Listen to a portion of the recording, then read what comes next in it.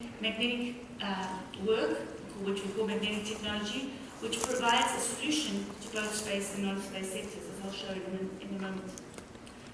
The South African Observatory in Hermanus is one of a number of observatories that are part of an intermagnet consortium.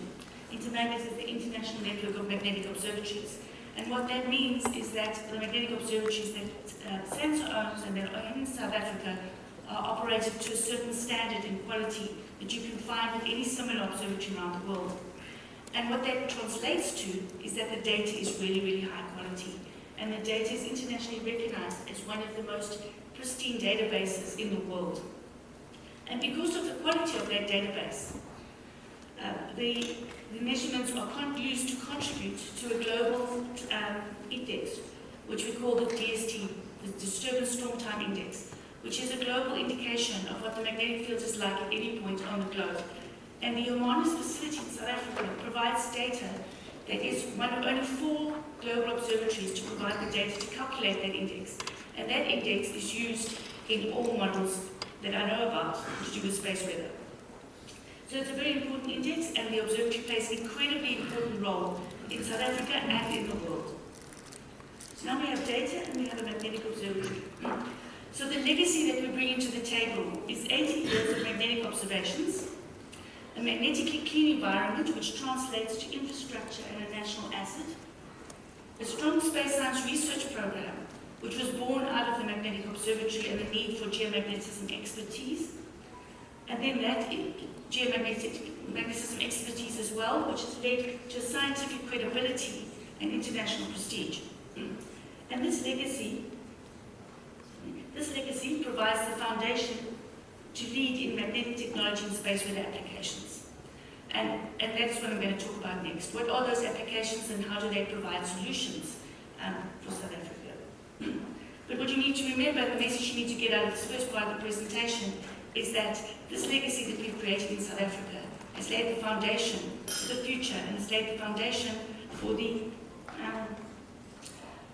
solutions that we're able to provide from space. So let's talk about magnetic technology solutions. So magnetic technology solutions arise out of the fact that we have a magnetic observatory, that it has a magnetic key environment, that it has a database of incredible data that we can use. We are able to do things like calibrate and maintain landing compasses. Now, your landing compass is not the compass on the aircraft, it's the compass that is at the airport or the airstrip that is used to calibrate the compass on the aircraft. So it's an extremely important instrument that is based at every airport.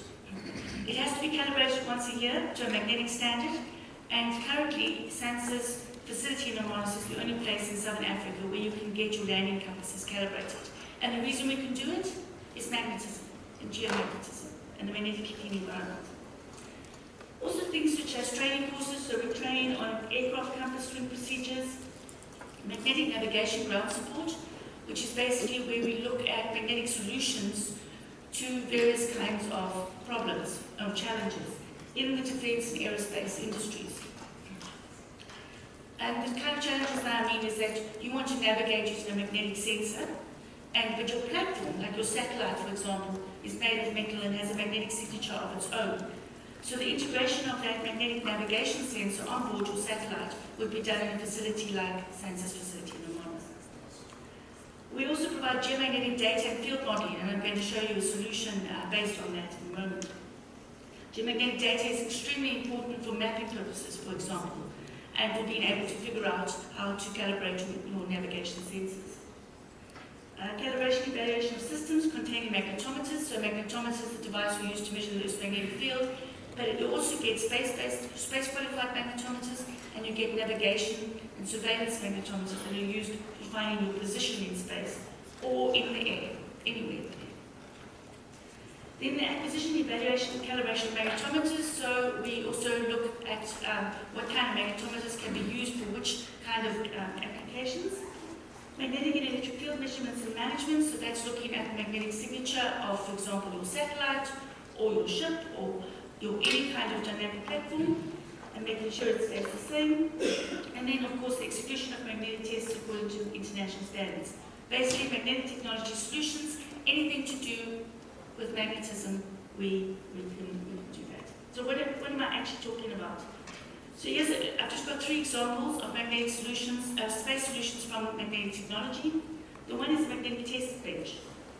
So a magnetic test bench is something that was developed in order to allow an aircraft compass to be evaluated outside of the aircraft. Previously, your aircraft compass could only be evaluated on the aircraft, and the aircraft had to be put through a very tiresome and costly procedure in order to calibrate and maintain that compass.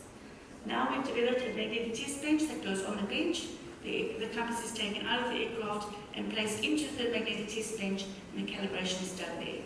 The magnetic test bench, as you can see from this picture over here, looks very much like a Helmholtz system. It's like a small Helmholtz system on a bench, and it has the required electronics to be able to calibrate the compass. And this was a cost-effective and practical solution that has saved the country a lot of money.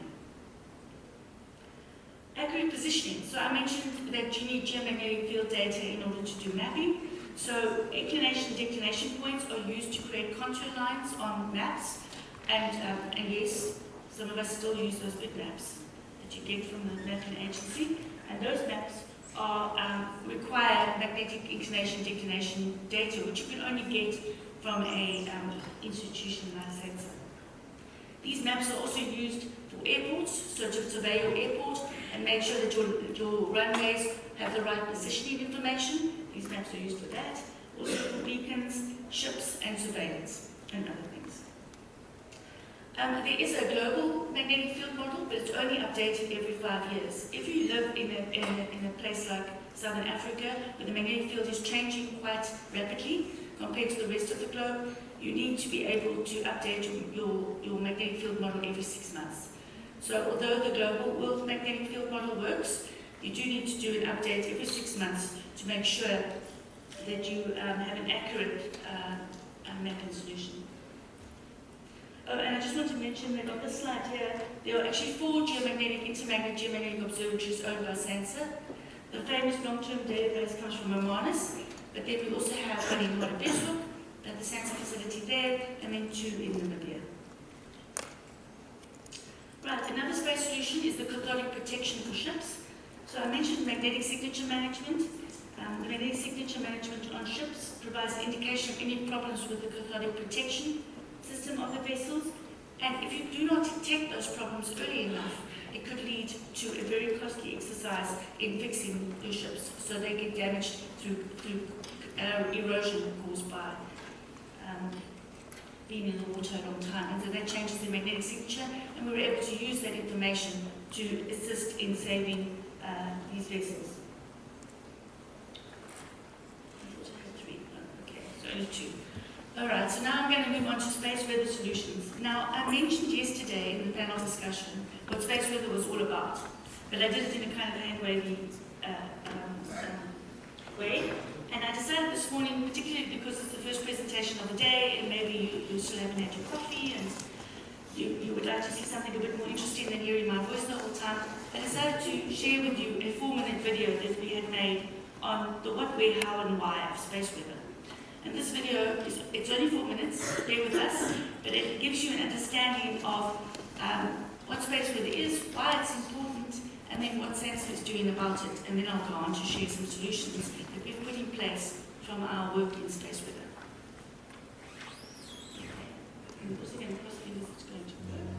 Why is it important? What is the threat? What is the impact on technology? How does it differ from terrestrial weather? What is space weather? The Earth, our home, orbits our life-giving star called the Sun. The Sun is not only extremely hot, with a surface temperature of about 6,000 degrees Celsius, but it also has certain activities happening on its surface, like solar flares, coronal mass ejections, storms, and heat, basically emitting millions of particles, radiation, and energy into space. This causes space weather. And even though the Sun is about 150 million kilometers away from Earth, our planet can still be affected by space weather. Just like Earth's weather has seasons, space weather has seasons too. The Sun has a cycle of about 11 years, known as solar minimum, with low solar activity, and solar maximum with high solar activity. But even during times of low solar activity, solar storms and solar flares may occur.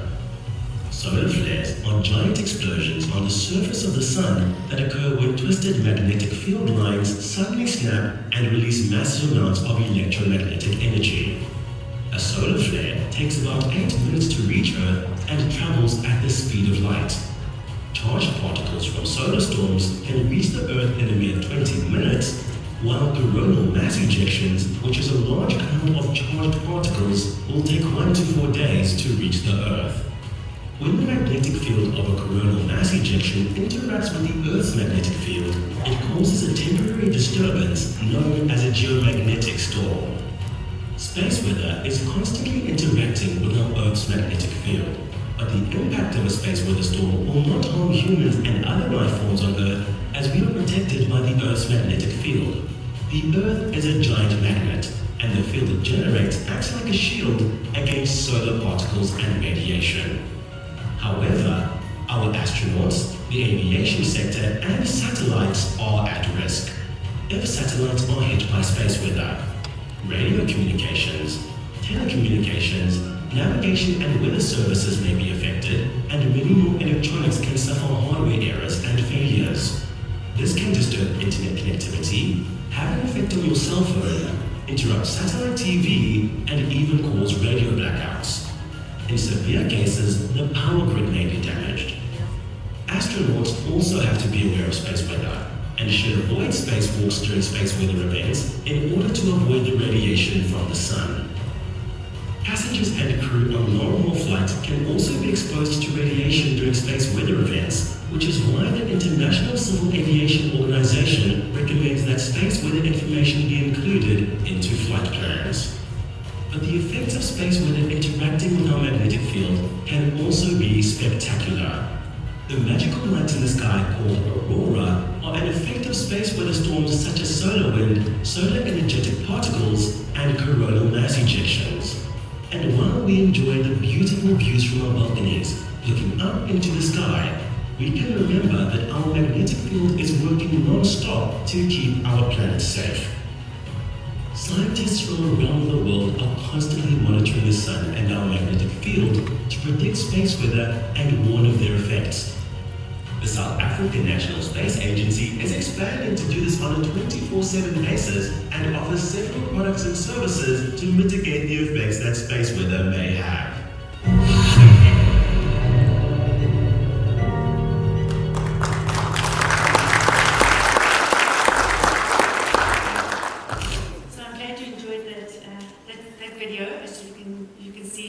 It helps me out enormously, explaining what to do. And I also hope that you can see that magnetism also plays a big role here. So if you think about it, the sun, the space weather starts with the sun is the driver of space weather. So we look out for explosions on the sun, and we're only interested, of course, in those explosions that are going to send particles of mass towards Earth. And when it reaches Earth, to a large extent, the Earth's magnetic field will protect us. But when those particles from space caused by the explosion of the sun penetrate that magnetic field, that is when it impacts our technology. That's when we need to pay attention. And so that is what I'm going to show you now, some of the solutions we've developed to help with implementing mitigation patterns for space weather. So what do I mean by space weather solutions? And you will notice I use the word solutions a lot, because I really feel that that is what space is all about. It's about innovation, and it's about innovating solutions to assist us in a better tomorrow. So for space weather solutions, the provision of space weather information and forecasting. Now I've said numerous times that space weather is a natural phenomenon. We cannot predict it, we also cannot stop it, and I'm very sorry to tell you that we can't give you 3 months notice that it's going to happen either. But we can know about it, we can increase our knowledge, and by generating knowledge, knowledge is power. And with that information, we are able to develop models, and those models allow us to forecast. And if we can forecast what's going to happen, even if it's only a day ahead, or even if it's after we've seen the explosion on the sun, how long will it take to get to Earth, what will be the impact, that will allow you to at least, or it will enable you. It will enable you to take different decisions, it will enable you to put mitigation measures in place to protect our technology. So that's the first and most important thing. SENSE has also become an expert centre in the prediction and the forecasting of HF communication propagation. And the reason for that is because in Africa, high-frequency communication is still a very important method of communication. And high-frequency communication is nearly always impacted by space weather. If there's an adverse space weather effect, you're going to see an impact somehow in your HF. At the best, you hope that you just have to change frequency. At the worst, it could be a complete blackout. So we need to know about that. And SENSE has the instrumentation again, and the database, and the expertise to be able to do HF comms really well. We were also able to provide information related to impacts on navigation applications. And later on this morning, one of our researchers will present to you on just what are those navigation products that we've developed to help with the impact of space weather on navigation. We also do space weather research, and one of the things that space weather has shown us is that is the value of the research to operations process and value chain. So nearly everything that I'm showing you today started out as a research project. Actually, not nearly everything that I'm showing you today started out as a research project and went through the research to operations value chain.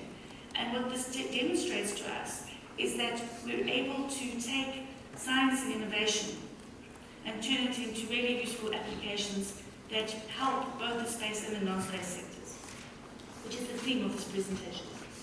Then needs analysis and impact status. One of the questions we were asked yesterday is how do we know what a customer or client or a stakeholder needs from space weather? Well, we do that through communication and conversation and also some of the science that we see. But we also do it through research partnerships so that we can really understand the impacts. Not only what happens on the sun, but the impacts here on Earth, which is very important. And then also advice and information on how best to utilize space weather information to mitigate the impacts. This is very important, but I also want to make it clear that we enable decision making. The decision to close the airport is up to the airport officials, not up to SANSO. But we will enable that decision by giving you the right information that is needed. And then also training. We understand that what we're doing is maybe a little bit abstract, a little bit difficult to conceptualize, especially since it's not something that you can see. So when we have a high windstorm in terrestrial weather terms, you can see the impact. You can see the wind battering that house or battering those trees, and you know what's going to happen. When something comes from space, you can't see it. So it's very difficult to conceptualize it. And that means that we need to also train and make sure that people understand space weather, hence these kind of presentations, but also that you know how to interpret the information that's coming from a centre like SANSO. And then I'm also delighted to inform you that as of the 1st of August 2022, we are operating on a 24/7 basis, which is a requirement for many of the sectors that we are working with and are planning on working for. And it is the first time that we've been able to provide space weather information around the clock with a team of trained forecasters. So it's a really historical moment for South Africa as well.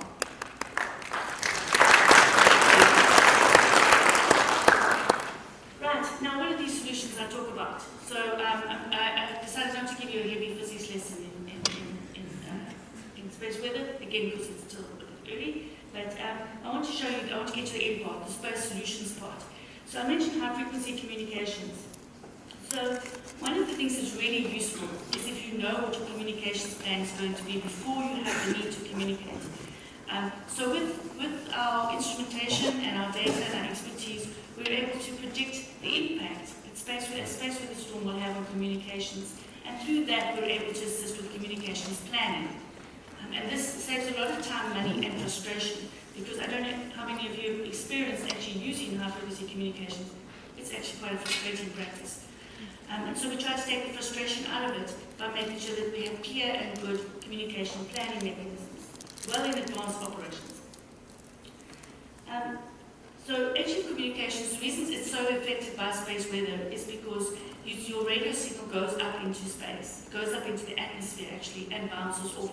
So if your sun is impacting the Earth's magnetic field, which is in turn impacting the atmosphere, that will impact your high-frequency communications. So we've developed applications to monitor for these changes and to make suitable predictions. One of the applications we've developed is a tool that we call IOCAP. It's a software ionosphere characterization, analysis, and predictions. It's an active communications planning tool, and this is one of those things that came out of our research and our study and our development of a space weather capability. Was the development of tools and programs or software or methods or processes that will assist our users in being able to mitigate and utilize the space weather information we send easier and more cost effectively. So we have developed this tool called iPad. And I'm sorry, it's a little bit cut off on the end there. But basically, in this tool, frequency prediction results are shown in colorful charts and tables with specific emphasis on key performance metrics, key prediction metrics, such as predicted frequencies, matches to available frequencies, signal to noise ratio, and circuit reliability. So very easily the user can put in the points. It inputs the space weather information like the solar index and the solar wind speed, sometimes, or whatever is available, and it's able to give you a communications plan that also includes a very nice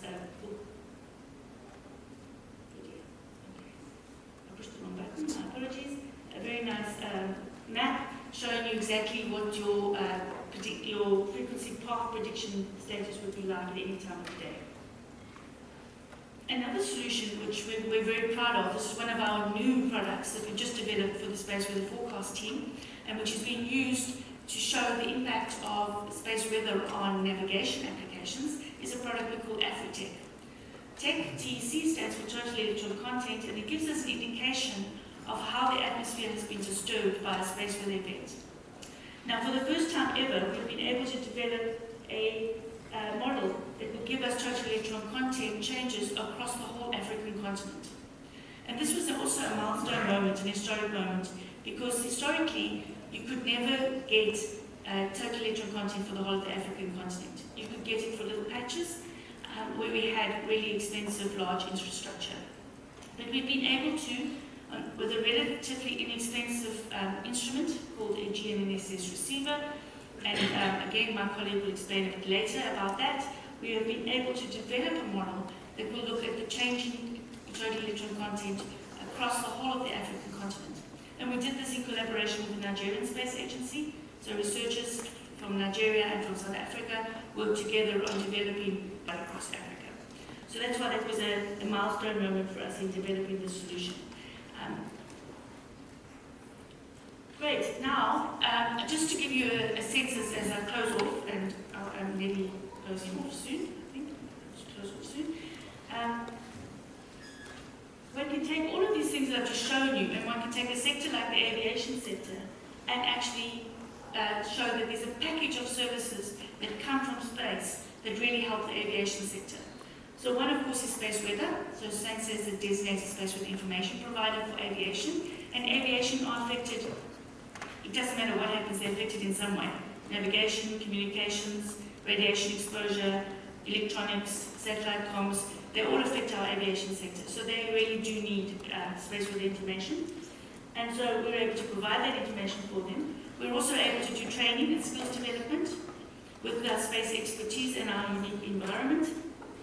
Calibrate their compasses, landing compass, and also do compass-based surveys, so making sure that their infrastructure is safe, as well as their users are trained.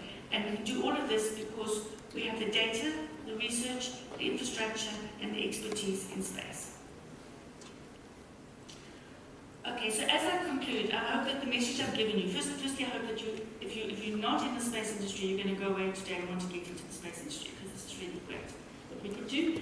But one of the messages I want you to get from this presentation is that working in space goes across a whole wide range of sectors, and it allows us to provide solutions that affect the space and the non-space sectors. And this makes a great value proposition for investing in space as well. In conclusion, I want to also point out that all of the things that we do are also in line with the developmental agenda and help us to grow the continent and the economy of South Africa. So growing the knowledge economy is extremely important. Knowledge is power. We've heard our government say we want to move from a resource-based economy to a knowledge-based economy. This is what research is all about. But research shouldn't stop at research. It should move towards in the research to operations value chain.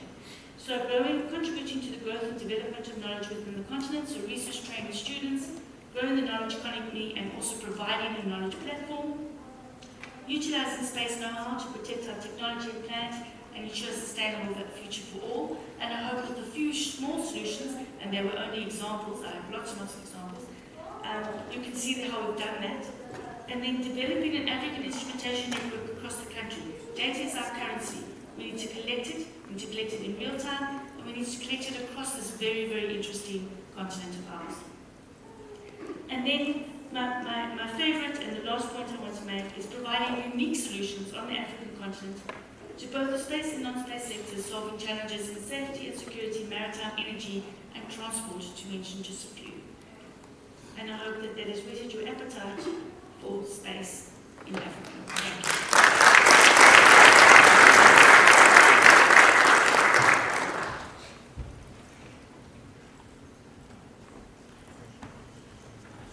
Please give Dr. McKenna another round of applause.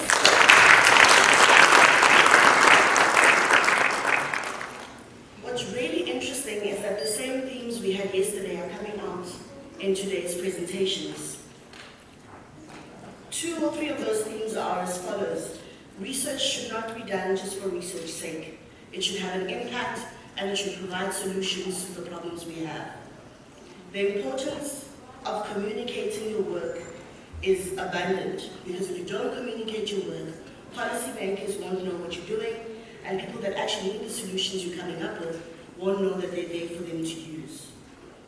And data should be shared. Collect data, but ensure that you share it with people that can use it. With that being said, I'm going into the second part of our session, and it's titled Positioning South Africa as a Hub for Africa's SND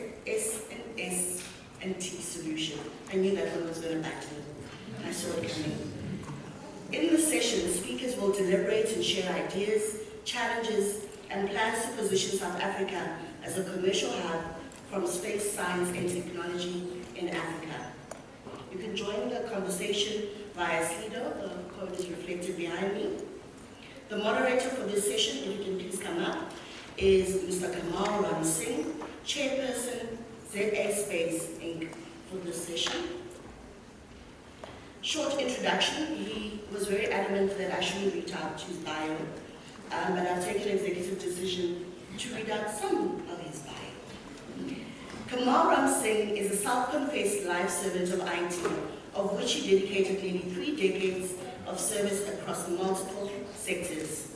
Kamal has occupied executive positions at large multinational consulting and systems integration firms and advised CIOs and organizations across East, West, and Southern Africa.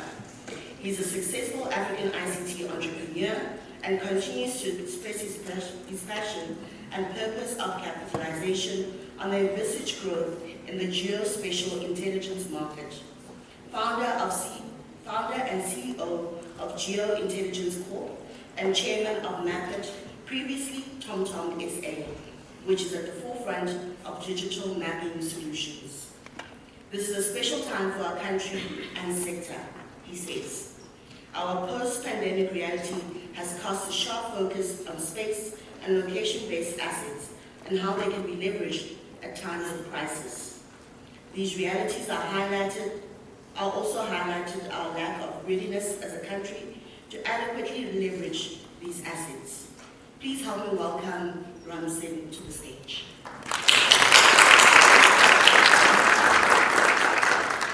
Joining him in the panel is Professor Science Mustard, Chairman SCS Aerospace Group,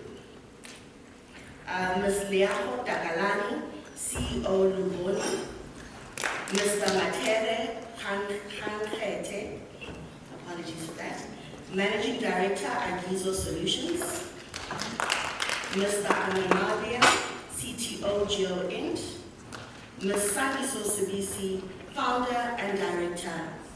Please can you put your hands together for some real welcome.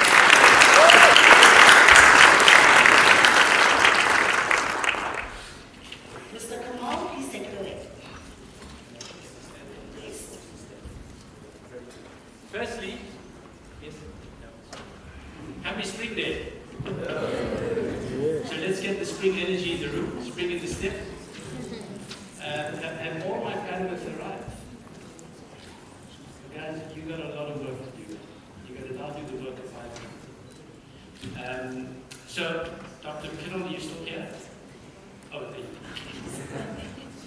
thank you on two counts. Firstly, for being the first speaker. And secondly, for setting the tone. I think what you've displayed around our heritage, our depth of understanding of the country leads very nicely into this panel. So thank you for that. And yes, I think we all wish we paid a bit more attention to physics. Thank you for that too. The program director has already done a very embarrassing introduction to myself. Thank you for that as well. Everybody on stage, thank you very much. Welcome, the panelists. So the topic is, when I was invited to moderate this, again, I was very grateful that I was not a panelist, I was a moderator. I get the easy job, is to make sure everybody contributes. But the topic is so enthralling. As a business person and a recent, if you want, immigrant into the space sector, I think it's fascinating to consider the prospect of our country being the African hub for space science and technology. I think we have a huge amount going for us. We have, and this happens, by the way, this conversation is happening when the global stage seems to be getting set.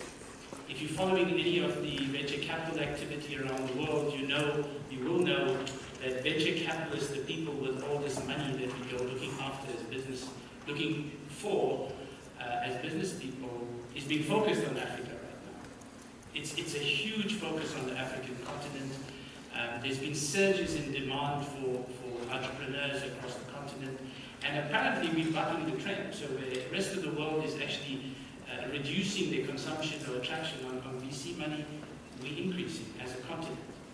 And of course, that's not all for the space sector or the space tech sector, but it shows an interest in African solutions. And I think that's an awesome platform to start considering how far can we take this.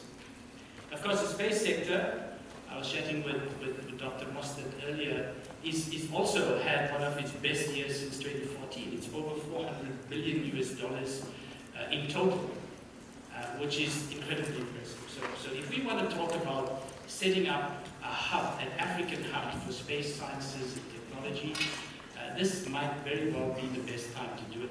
And of course, we have the space infrastructure hub that's coming and promises to lay further foundations and further infrastructural enablers for these types of interventions.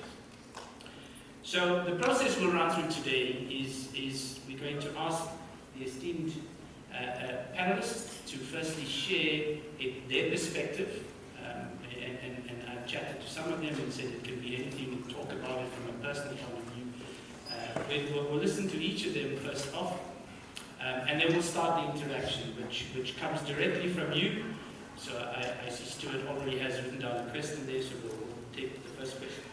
First question from Stuart, but it comes from you, and please, panelists, if you've got questions for each other as well, because I think what I'm really excited about is the broad array of panelists that we have. Dr. Mostert has been a founding member of the sector for so long, and Mr. Annabelle on that side, my colleague, has been a founding director of Centre as well. We have some very successful entrepreneurs in the room, so a very nice, healthy mix of ideas coming. All right, so shall we give them a happy spring day cheer to get them going?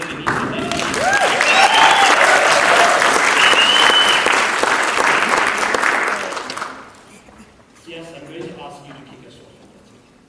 Yes, please.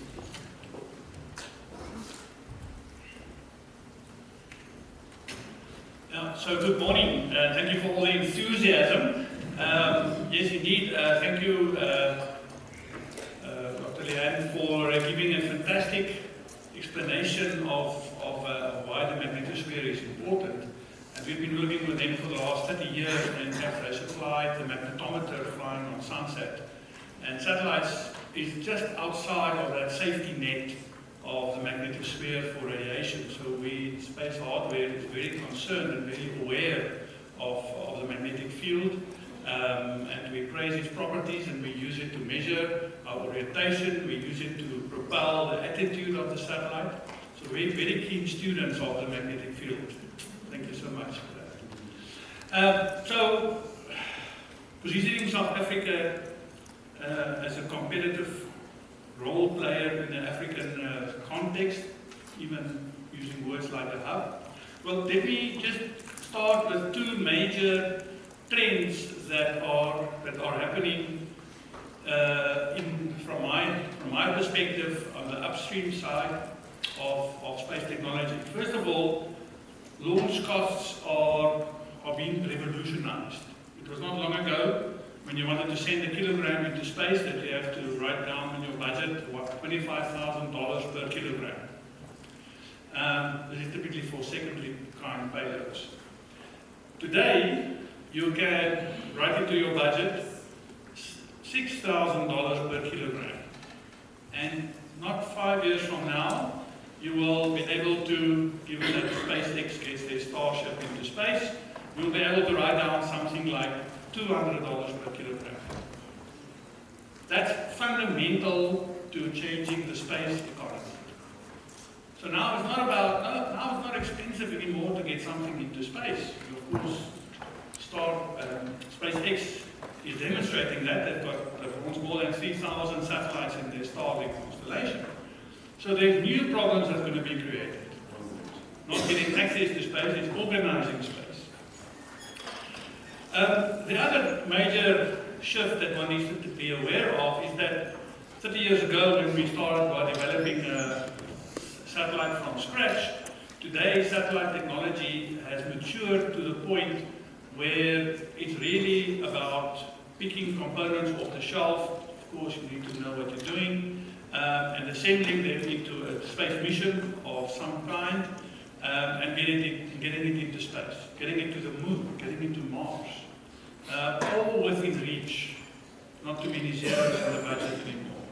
So space technology has matured to the point where the novelty is not about creating, making sure it will work for 3 years, or 5 years, or 8 years, or 15 years, whatever the time horizon is. The novelty is, how am I going to use the space infrastructure in a way that whoever provides the capital, whether it's government or private sector or investors, can get a reasonable return in terms of benefit and in terms of capital on the space programs. So those are two critical mind changes that happened on a global basis, of which we also benefit in South Africa. In South Africa, we have, I've counted 7 companies who are exporting space equipment, plans, missions, however you want to quantify it into the global market today. So that's where we are. So what do we have? Geographic advantage? Well, the first major low-hanging fruit, and I've got 5 building blocks in my puzzle. The first one is large-scale infrastructure. And we have some magnificent examples of the SKA, Square Kilometre Array.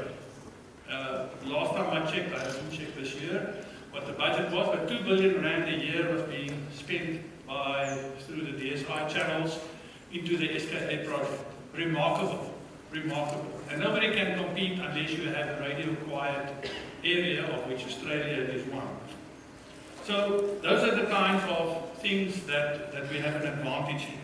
There's the Sol telescope of 10 years ago. There's the talk of a spaceport at Bredasdorp, over the test range. There's the testing facilities at Hotek. There's the African Resource Management Constellation, which was in fact conceived by South Africa as a founding member, yet needs to hit hardware. Then there's things that's aligned to the SKA, things like the co-location project. So there's a whole host of infrastructure, physical infrastructure, that is where South Africa has an advantage.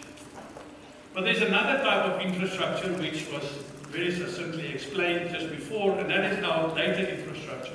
Just heard that since 1941 we have magnetic observations. Since 1972 we have Landsat observations.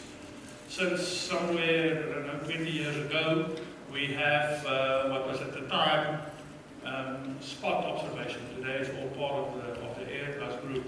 So there are large data archives in South Africa that is available. And if you have a data archive, you can track progress, you can track change, we can track what's going on. That's going for South Africa. We haven't.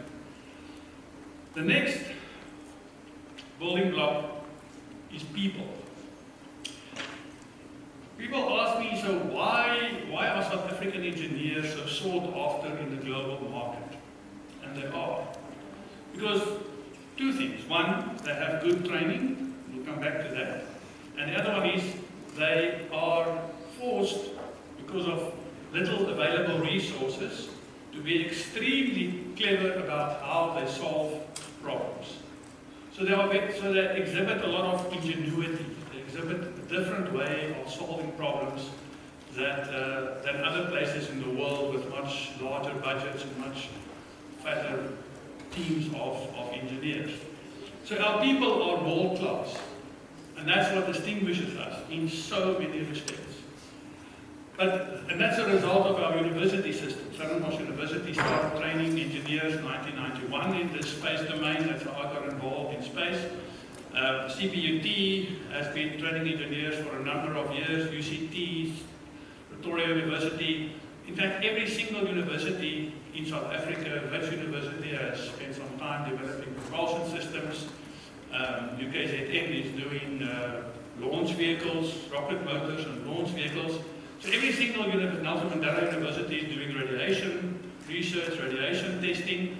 So almost every university, University of Fort Hare is doing remote sensing. So almost every university in South Africa is contributing to this human capital that we have that is world class. And that provides an opportunity, because in South Africa, because of our history, we have a very big development project that we need to take care of. We better take care of it. And space infrastructure is one of the most cost-effective ways of making sure we can do that at the lowest possible cost with the biggest amount of impact. And somehow we don't get that right. But we certainly have the strategic building blocks for that. People. People need and people have capability.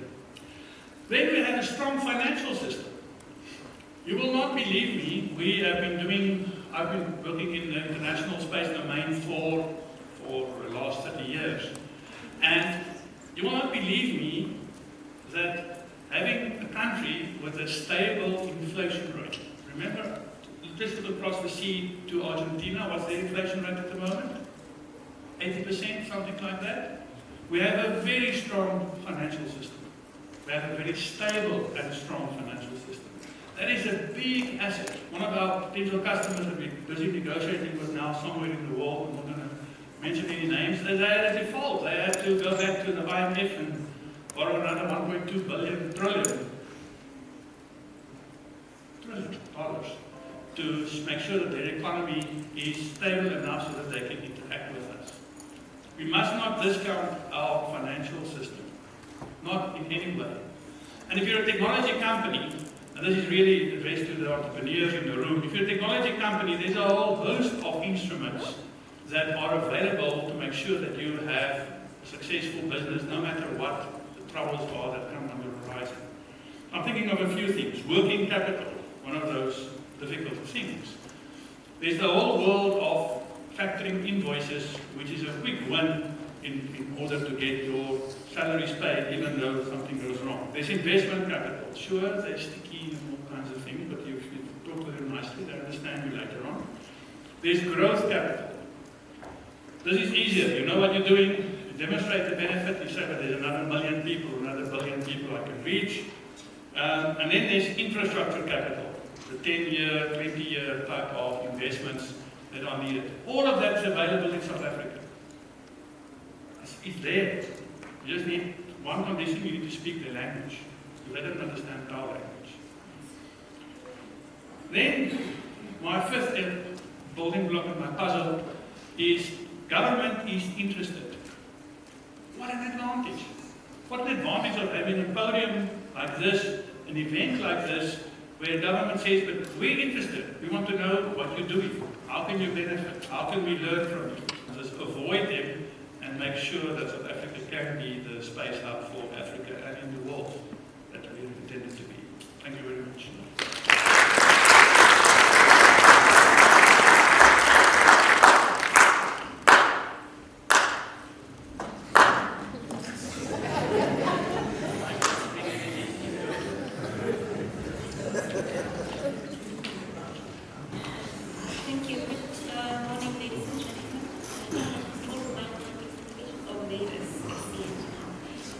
of being short.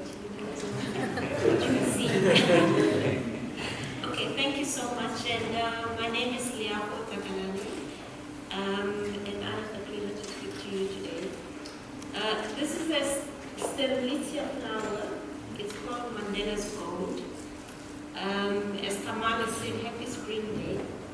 I found out from my florist that the indigenous flower of South Africa, the Sterlitzia, can actually flower 4 times. So it has 4 lives in a way. You just have to pull the petals. And I found that really amazing that most of us don't know the ingenuity of our indigenous plants. Back to the theme of today. I'm sure you all remember this man. He once said, "It always seems impossible until it is done." And the theme of today's topic in this panel is to exchange ideas, see what our challenges are, see how we can position South Africa as well as Africa as a continent of prosperity when it comes to space science. I thought, let me share with you just briefly. That's me, by the way, at some point in time in life. So I visited a factory in a place called Teesnach. I don't know if many of you know Teesnach. Teesnach is a rural town in Germany, which is about 169 kilometers out of Munich. And I went to this particular factory because out of, being an entrepreneur, always having a global foresight. And I was really amazed by the experience of what has happened in the city, actually a rural village. So this factory that you see, it actually produces one of the state-of-the-art millimeter wave infrastructure and small components that are used in satellites in a deep rural village in Germany. And in 1963, this factory was established in this rural village or town. And while the construction was happening to build this factory, you can see there were cows there in the middle, still grazing. And today, this is what this factory looks like in the same town. So, really, as I walked the passages, I spent the whole day in this factory walking the passages, seeing all the developments that have happened over a period of almost 40 years or so. And the story of this infrastructure was that the founder, actually when he started the business, he bought a plot of land because at the time when he started, most businesses were going into the city, building in the city because it was more metropolitan, and the most affordable place he could find was in this rural village. And you won't believe that today this rural village has actually ended up employing more than 2,000 people who walk to work. State-of-the-art new infrastructure. It has actually catalyzed the whole community to really be the center of producing the state-of-the-art equipment that is consumed today. Some of the parts that are used are in, for example, Dr. Lianu spoke about HF. Some of the parts for those HF transmitters are produced at this factory worldwide. So really, I think this is a story of inspiration. When I went back to the hotel, I didn't know, should I cry or should I start drafting a business plan? And should I maybe be calling Mbulani Mudau to see me urgently? So I was really inspired. And talking about the Space Infrastructure Hub, we have big challenges in Africa, but we also have big opportunities in Africa. This is the population pyramid of South Africa, as at yesterday, based on the population pyramid website. You can actually simulate and model and see what is the distribution of our population. You can see the bulge in the young age primary elementary area, as well as the bulge between the 20 and the 34 years of age, which is what we define as youth. This is the United States. When we look at progression of the space industry, most of the economic activity has really been spearheaded in the US, but it is becoming distributed. You can see the bulge of the population where it's sitting. This is Africa. A pyramid that shows us that we have the highest distribution of young people. This is really an opportunity for Africa. When it comes to capacity building, Dr. C.S. Mostert, you talk about brain drain of our young people. And if we don't create an integrated infrastructure environment that brings high-tech capability to the people who really need it the most. Most young people, they hear about engineering when they come to the city. But if we are focused and have a concerted effort to really drive capacity building in an integrated way, we are also building resilience in our infrastructure. We know what happened in Durban this year, the floods. Being in business, I saw containers of shipments floating in water, which shows us if we concentrate infrastructure in one area, we also run the risk of climate change impact. So I would like to challenge us to think about diversity in infrastructure investment. And having said that, I wish to say to us, Africa, the time is now. Are you ready?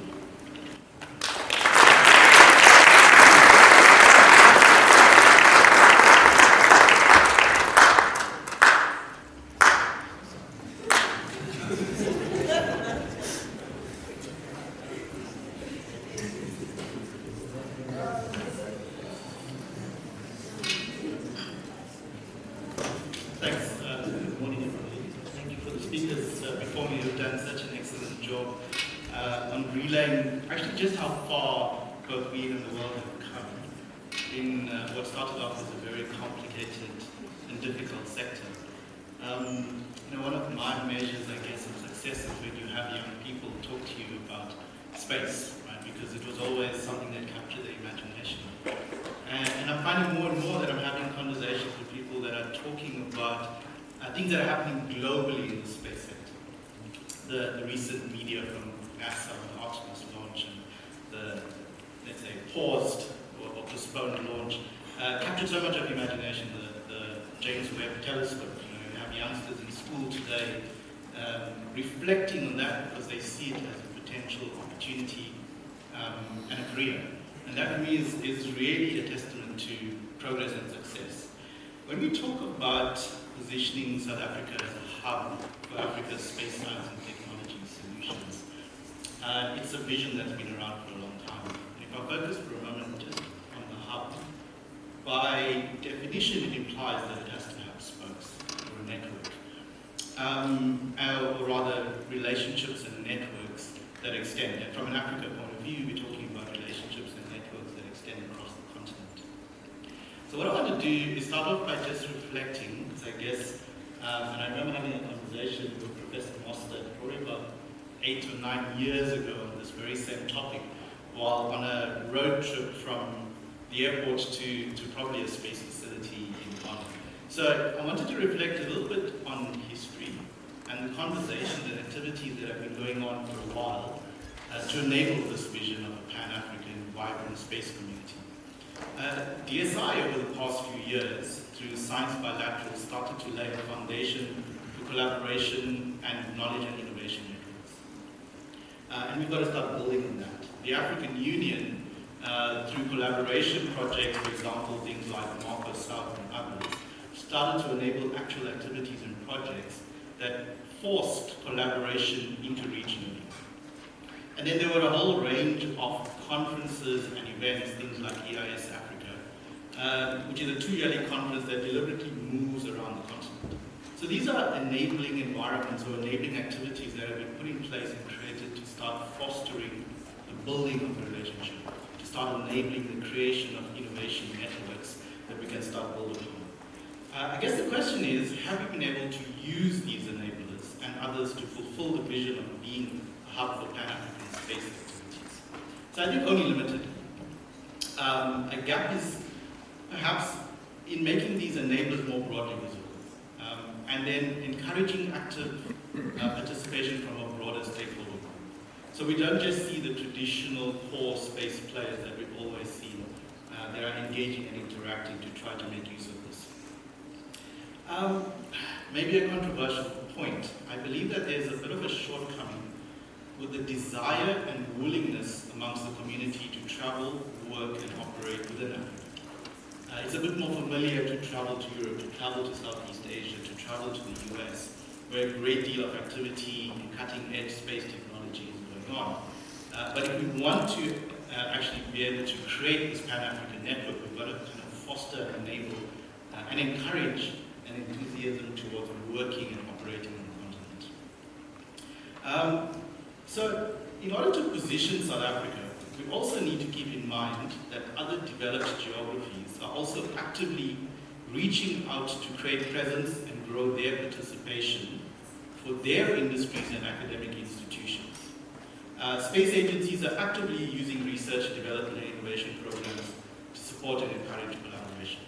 We've seen that this has been going on for years, that there is a very active interest in growing and developing the space industry across the continent. So we're not the only ones that have this aspiration of being a hub for space science and technology into Africa. And I think that this is where SANSA needs to be a facilitator, particularly between agency and agency. Taking a leadership in promoting and strengthening active participation in the knowledge and innovation networks. Agency-to-agency collaboration, which includes the respective industries and institutions, has a greater chance of success than fragmented or individual efforts. As much as we value those, as much as they played a role all the way through, the agency-to-agency collaborations enable you to actually stand on a much firmer platform, because then you actually have a coordinated effort that enables you to participate and engage when you're talking against a NASA or an ESA. The increase in continental space activities is evident. A few years ago, there was a handful of spacefaring nations, if you wish. As we stand today, there are probably more nanosatellites and microsatellites that have been launched from African continents or African countries than there were 5 years ago. And now the interesting thing is that we played a very small, limited role in those programs and in those missions, in spite of us having demonstrable space heritage in micro and nanosatellites. Our first microsatellite was put up by Sunspace all the way back in 92, 93 maybe? 2002, when Sunsat went up. We've had Sumatilosat, we've had a whole range of nanosatellites, the recent MDA constellation that went up. So there's a demonstrable space heritage that we have. And that's what we should be leveraging to be able to have a greater presence on the continent. But I think with all of these enabling mechanisms that we have, the space bilaterals that enable collaboration, a space agency that has a vibrant presence, the collaboration opportunities, the space heritage, is all there, it's all enabling. But in order for this concept of a hub to actually really take off, it requires activity and ongoing real projects, collaborative space missions, and technical solution development. I think the activity, the action, the collaboration, people working together will give life to the hub, to this concept of being able to take our capabilities, our space science and technology solutions, and start to take that across the continent. And what we need is to see more activity and projects to enable it. Thank you.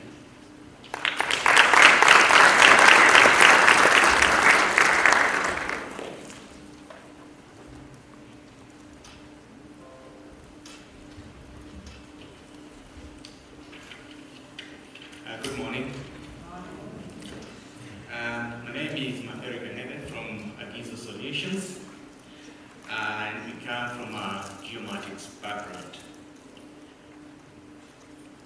We are pretty much in the downstream side of the space ecosystem, where we utilize EO products GNSS solutions to service our clients, and probably my talk will be more focused on that than other aspects. We've used these to provide nationwide solutions for policy making and other localized solutions for spaces such as mining, oil and gas, agriculture, using drone platforms as sensors, but of course also sensors from satellite imagery. Now, without a doubt, South Africa has an extremely progressive space policy, particularly the angle that it takes that the policy includes other countries on the continent in terms of how to move forward. And I think there's a lot of foresight and vision in terms of that, because one way or the other, that's going to really support what is going on in South Africa and definitely make a difference that governments across the continent are trying to achieve in terms of integrating the African continent. But I think there's a lot that they speak about integrating through trade or infrastructure, so you can also integrate through a space like the space program itself that will be useful. There are various challenges when it comes to the African continent, when it comes to accessing data, or the type of data that is supposed to solve real problems that you face. And you're talking about whether it's a spatial resolution or temporal resolution in terms of, okay, you need to plan for a city, you need to plan for an urban area, for a rural area, and that is an area that the South African program can assist in terms of bringing those solutions forward. I think the areas like spatial and urban planning, emergency response, and agriculture, conservation, and of course exploiting mineral resources can really benefit from any solutions that would emerge from South Africa, whether from the data acquisition capability that can be created to be able to make these data readily available, whether from a cost or access point of view, to solve those real world problems that we're talking about. And these opportunities are immediate. I was on a business trip to Kenya just last week, and I held discussions with various policymakers in terms of how GEO solutions can be used to address some of the problems. And there are pockets of using Earth observation data in really taking spatial planning seriously. And I do suspect in the next few years, there'll be a lot of engagement in terms of how to use some of these solutions to actually address that particular space. Currently, I think much of the data comes from European and North American platforms. Obviously, if those data sets would come from platforms that originate from Africa, whether it's South Africa itself that has that capability to provide that sort of process data that can be used for analysis and insight generation, certainly a massive opportunity for that. And I really, I thought I had a good sense of what's going on in the population profile of this continent. What Mr. Kalani showed there, it just stood out. Although I knew the population profile is young, but not that extreme, which really counts for a lot. And I did spend some time with people in an age cohort of 30, early 40s, and we were discussing some issues and certain aspects that are going on in that country that I visited last week. And I couldn't help noticing that a lot of the new innovative stuff that is coming through, whether it is from a product point of view, services, is coming from that age cohort. Great ideas, great energy, implementing that. So obviously that tells us that this young population that is coming through will make a big difference going forward, and I think we need to participate in that. So that's what I wanted to share. share with you today. I do believe that whatever program that comes through will really find a good foothold in real markets across the continent.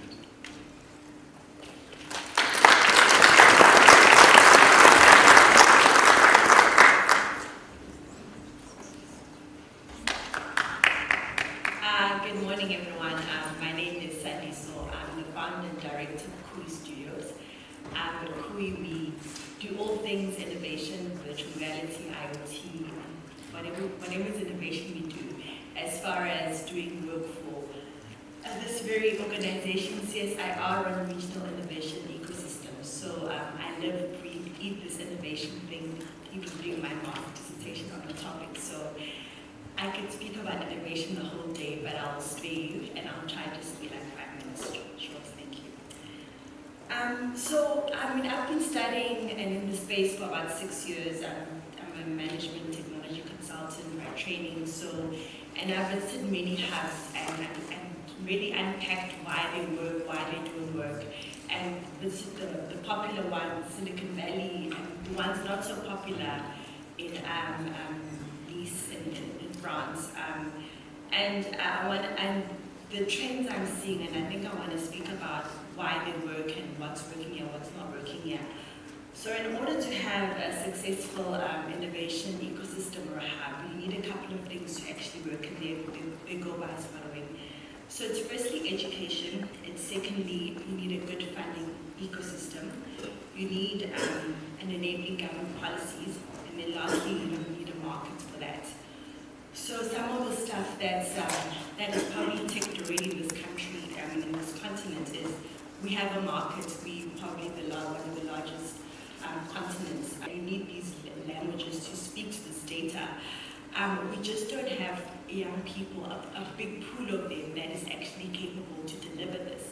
And it really isn't their fault. It goes back to the poor education system. So an average maths mark, firstly we've got maths lit, which I don't know why we launched that thing.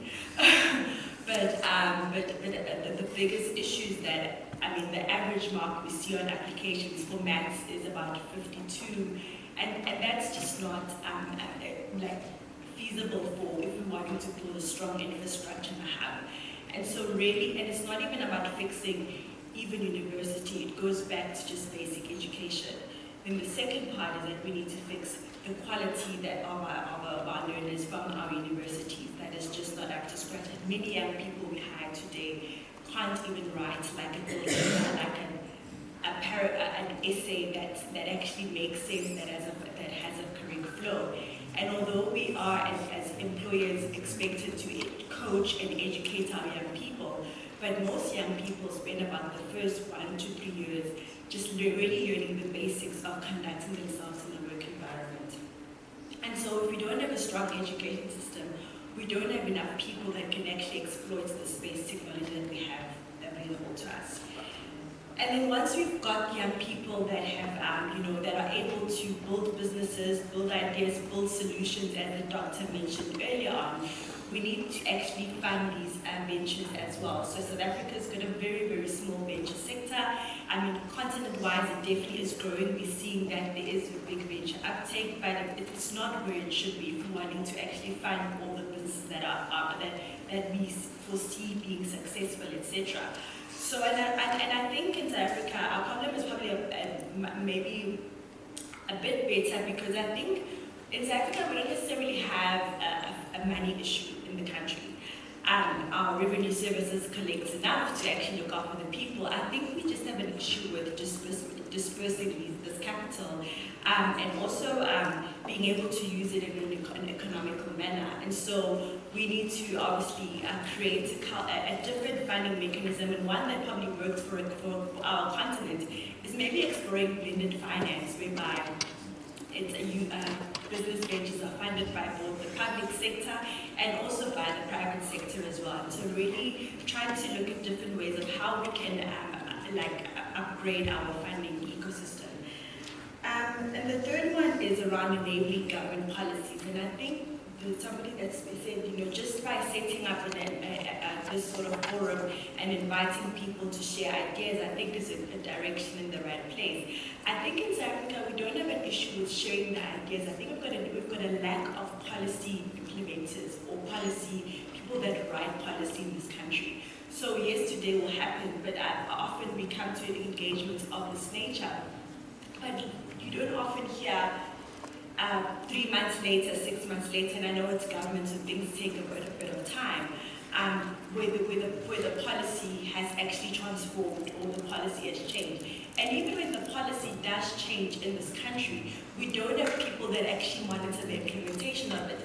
A very basic policy that we all know, take just for instance the broad-based Black economic empowerment, implementation of it is just not where it should be, and that policy has been around for almost, I think, over 20 years actually.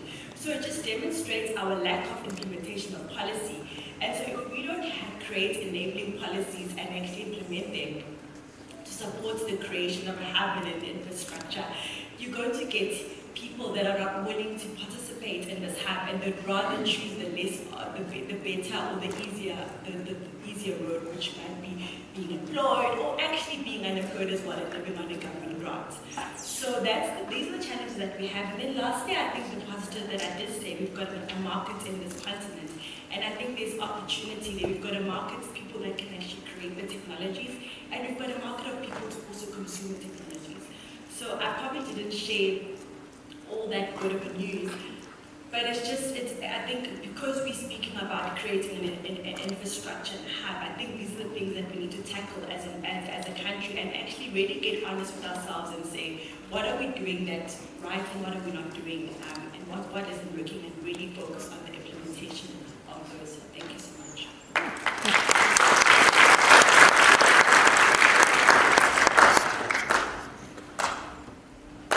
Program Director, can we please give that man a prize? How many minutes? I know we're really behind. How many minutes would you give? 10, 5, 10. Let's maximize the 10 minutes. Firstly, thank you to every single one of the panelists. And no apologies, certainly, sir, for telling it like it is. This is what it's about, so thank you for that. I think Dr. Sia set the scene. The five pillars, and again, there's a lot of commonality. The people, education, financial system, strong, very, very strong commonality. I think, Yako, you inspired us with that story. I hope you called it without being bespoke. I think that the actions were very well done. And I think, Lee, you answered one of the questions that was in my mind is, you know, this is not just about South Africa, it's a hub for Africa. So how do we leverage and bring people in? Very, very powerful points about the role of SANS and making it real, executing it. And Materia, I'm very keen to understand the opportunities. You left us with a view, kind of supporting what Sadisha said. There are business use cases waiting to exploit African solutions, which is fantastic. And Sadisha, I think your summary brought it very nicely together. The education, again, common thread flowing right through.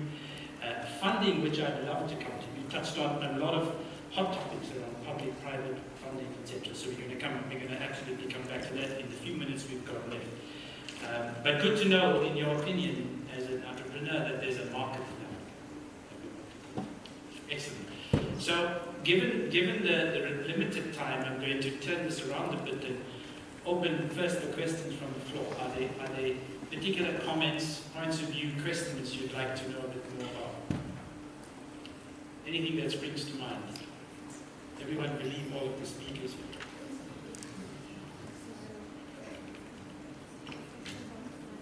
Okay, so I'm gonna throw a few at you guys, if that's okay.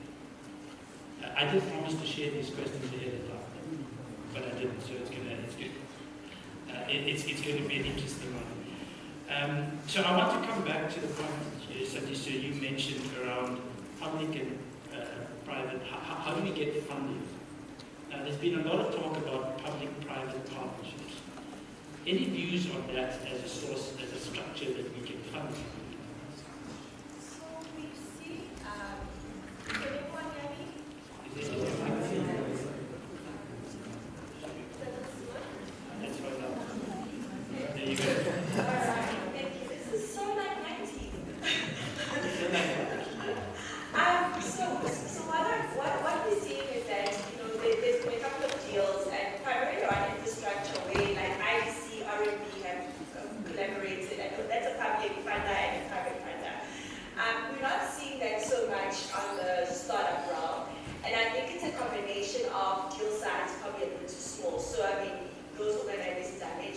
fund things 10 bars upwards. So startup funding typically starts about from about $1 million or so. And I think what's going to make it shift the needle a bit. I think when an entrepreneur gets declined for funding by a private sector, they should actually be able to go to the likes of a DSI or a DTI that has funding available, grant funding available for businesses, and offset that risk, and then go back to the bank and say, okay, so I have risk 1, 2, 3. I have offset that risk with that grant funding from the DSI or DTI, and then could you reconsider my application?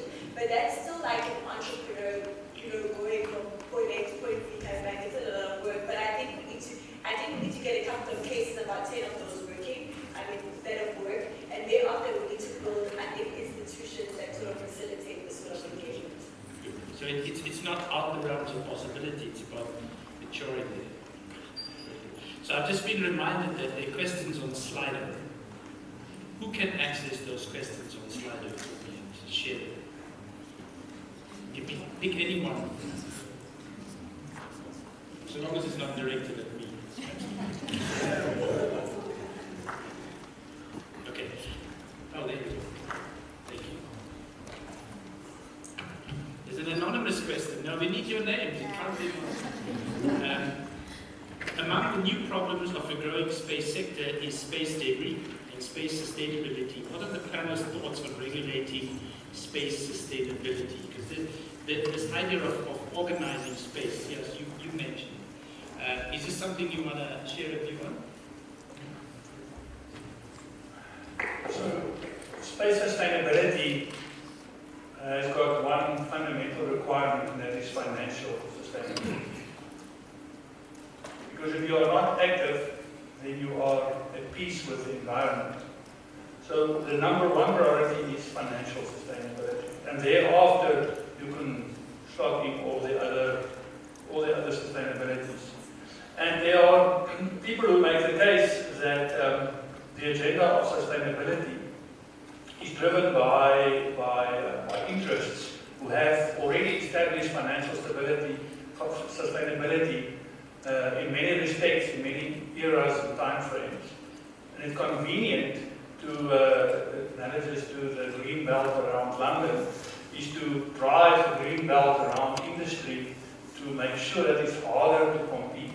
So one should be very careful about the sustainability agenda and make sure that it fits into economic sustainability as a starting point. Thank you. Does it help? You would answer that?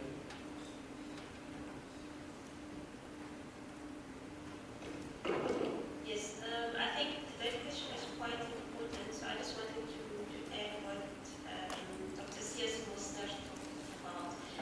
So, space debris, the key issue with space debris is that in the last few 10 years, what has happened is that because of the low Earth orbit becoming overly populated with aircrafts,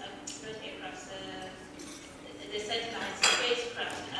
I'm from the aviation industry, so my brain is wired with aircraft. So having said that, so what is happening in that orbit, particularly that is the one high-risk area orbit, is that most of the missions are not considering de-orbit design as part of the system engineering. So it's a topic I'm very passionate about because I did my master's thesis in the US in Massachusetts on space debris mitigation. And from my study, one of the key findings was that as part of the design process, the space operators or the satellite design value chain is not considering the de-orbit, defueling, which accounts also for enabling the space debris to be mitigated during that process of the lifespan of the satellite. And second to that, it is also an issue of financial support, because some of those designs have to consider the financial impact of the mission. So perhaps it talks also to your financial sustainability, CS. So as South Africa, what we can do, there is actually a forum of different space agencies that are looking at the standardization for space should really be part of that forum. Only space agencies can join that forum. In previous presentations I've done to the Space Council was one of those recommendations to join that forum, because we can then also, as part of the liability convention, be able to manage the space debris risk, because in accordance with the current treaties, the 5 treaties that exist under the UN, any operator or product that's launched in space and causes any damage to another country, South Africa as a government is liable. So it's really important for us as a practice, communities of practice, to also look at this. Excellent. Very well answered question. So whoever anonymous is, I hope you. So in the interest of time, there's just 2 questions that I'm trying to pick here, but just so you know, the keeps reordering, so I keep losing the question. Do you think, this is a common thread with everyone, do you think the education system needs a change to give us the skills that we're looking at? Do you want to have a bash at that as an entrepreneur looking for skills? All of you guys did. What do you think? Any takers? Anyone else? May I come into this? Okay, yes, sir. So I've been sitting here reflecting on what is the one thing that we can do to protect our interests as a space hub in Africa. And the one thing that we can do is the overall of whatever is considered to be acceptable mathematics. We are disqualifying, there are factories in Pretoria in the automotive sector. If you want to be a cleaner on their floor, you need matric with maths. So why? Because of all the robots on the factory floor. You can't be promoted to an officer in the South African Navy if you don't have maths and science in your portfolio. We are disabling the bulk of our youth by not insisting on an education system that deals with mathematics in a way that is acceptable in our local economy and in the global economy. And if there's one message, if we are in a position to make a declaration from this conference, if there's one message that we must get out, is that message. We are systematically disabling, inhabilitating our young people, of which we saw the nice demographics, by not insisting on proper mathematics in our schools. So yes, absolutely we need to change something fundamental. Material you would add to it?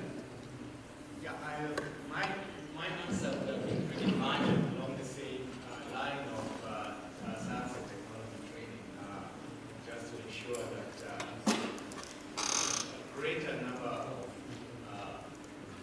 learners get along science and technology experience. Of course, it comes together in arts. I'm not very close to the policy around this, but anecdotal data I see, like there's quite a bit of effort in terms of trying to address that much through various programs. The question is it enough? What more should be done? Comes down to the execution. All right, last question to take us out. We spoke about government, we spoke about startups, we spoke about financiers. Lee, for you, the academic dimension, the research institutions, the universities, in creating this space hub, or this hub from an African continent. Your comments, your thoughts on their role? If anything, I think that's probably where the most amount of activity and execution is currently happening.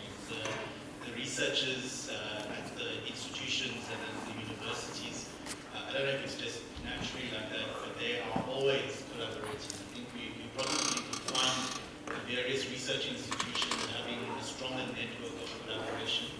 And then, but I think that the gap is how do we then infuse that, take it further, so that whatever they're establishing from a fundamental science point of view can start diffusing into the rest of the industry and then turn into solutions and turn into real products and services. It just seems to drop there. I think the bigger issue then is, and maybe it's just the recency bias, of the last few years, 4 or 5 years, the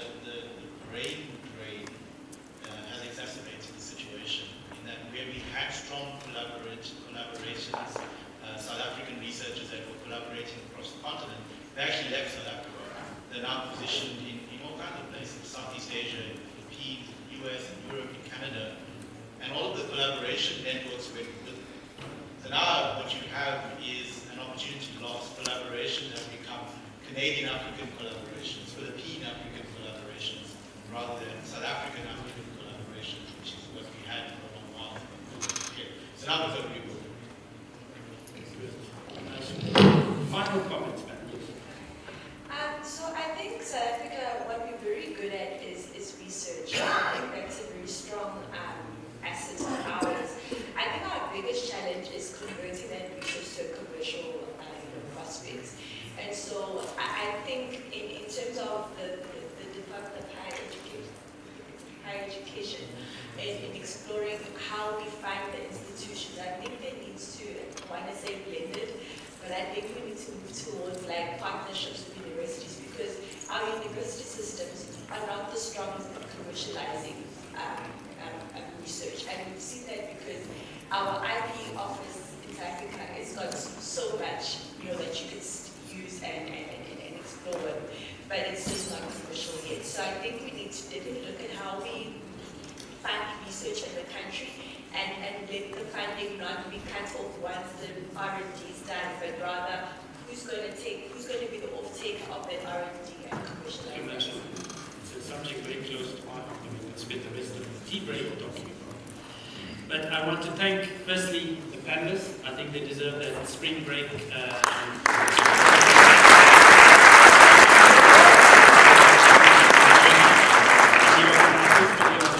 So I hope you enjoy your coffee and cookies. We took 15 minutes. We can still take it. It's not tea time. Sorry, John. Please thank you. Thank you. Should we do an interview now?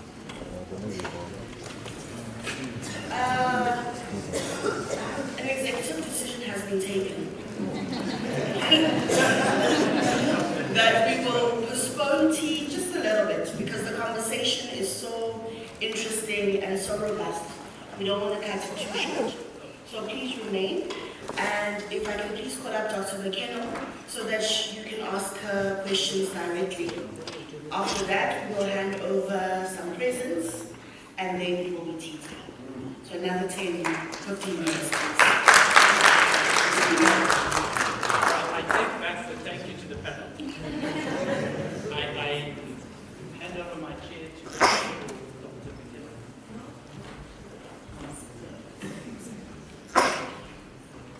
Any questions for Dr. McKenna? Because I've got a lot here, I tell you. We stay busy. And may I pick your brain on some of these questions as we go through? We'll go back down here. Any questions for Dr. McKenna from her? Oh yes, there's one.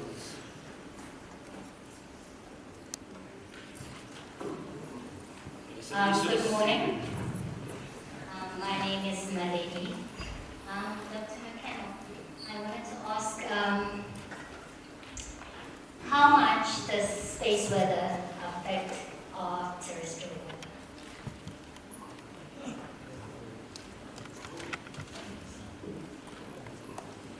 Okay. A lot.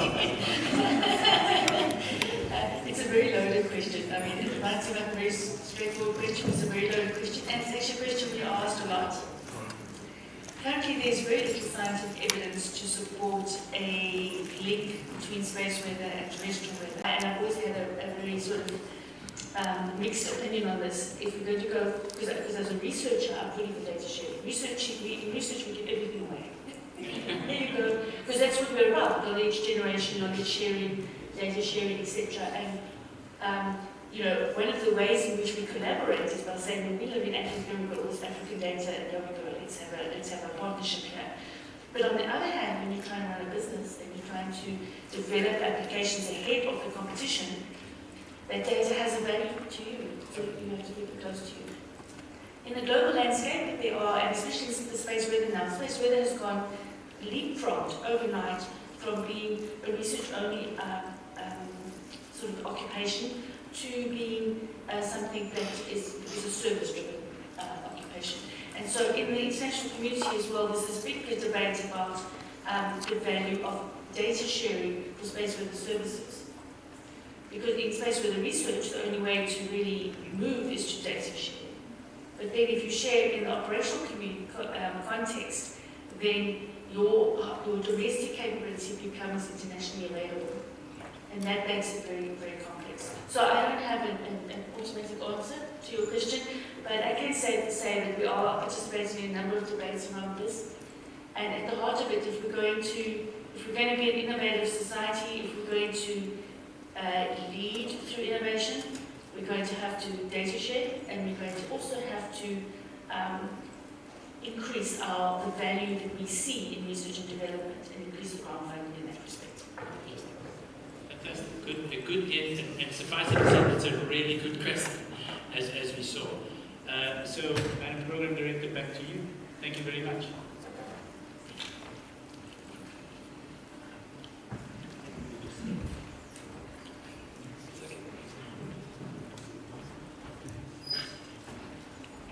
Thank you, Kamal. Please can you give them a round of applause?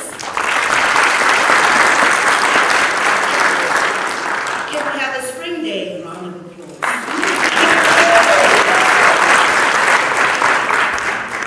Thank you. If the gifts please come. And then after the gifts, it's tea. So please hang on another few minutes.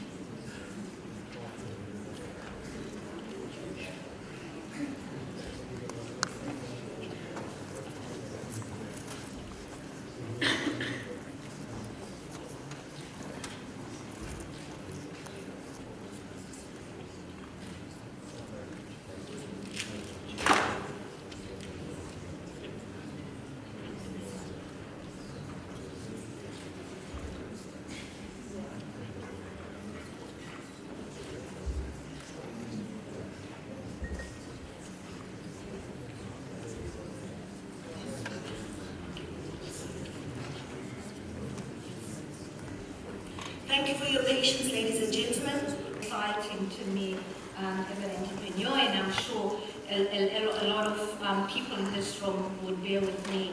I'm sure this is one session that we can really get away with being late, because we really want to know more about what instruments are there to support us. Because if you've got an idea, if it's a brilliant idea, but you don't have instruments to support you to make sure that it materializes, all it is just an idea. So I will be joined this morning by Miss Mari Botha, who I know very well. I asked for bios, but somebody said, Jessie, come on, you've been around, you know all those people. So just tell them who Mari is. I met Mari, I can't even remember how many years ago. Yeah, it's been ages, without telling my age. Yeah, it's been more than 10 years now since I've known her. Ms. Mariposa is one of the program managers for the Aerospace Industry Support Initiative. We call it IEC in short. Internally, I'm not sure if you are allowed to call it IEC or AISI, but we call it IEC. She's going to be talking about the implementation of the Aerospace Industry Support Initiative. Thanks, Mary.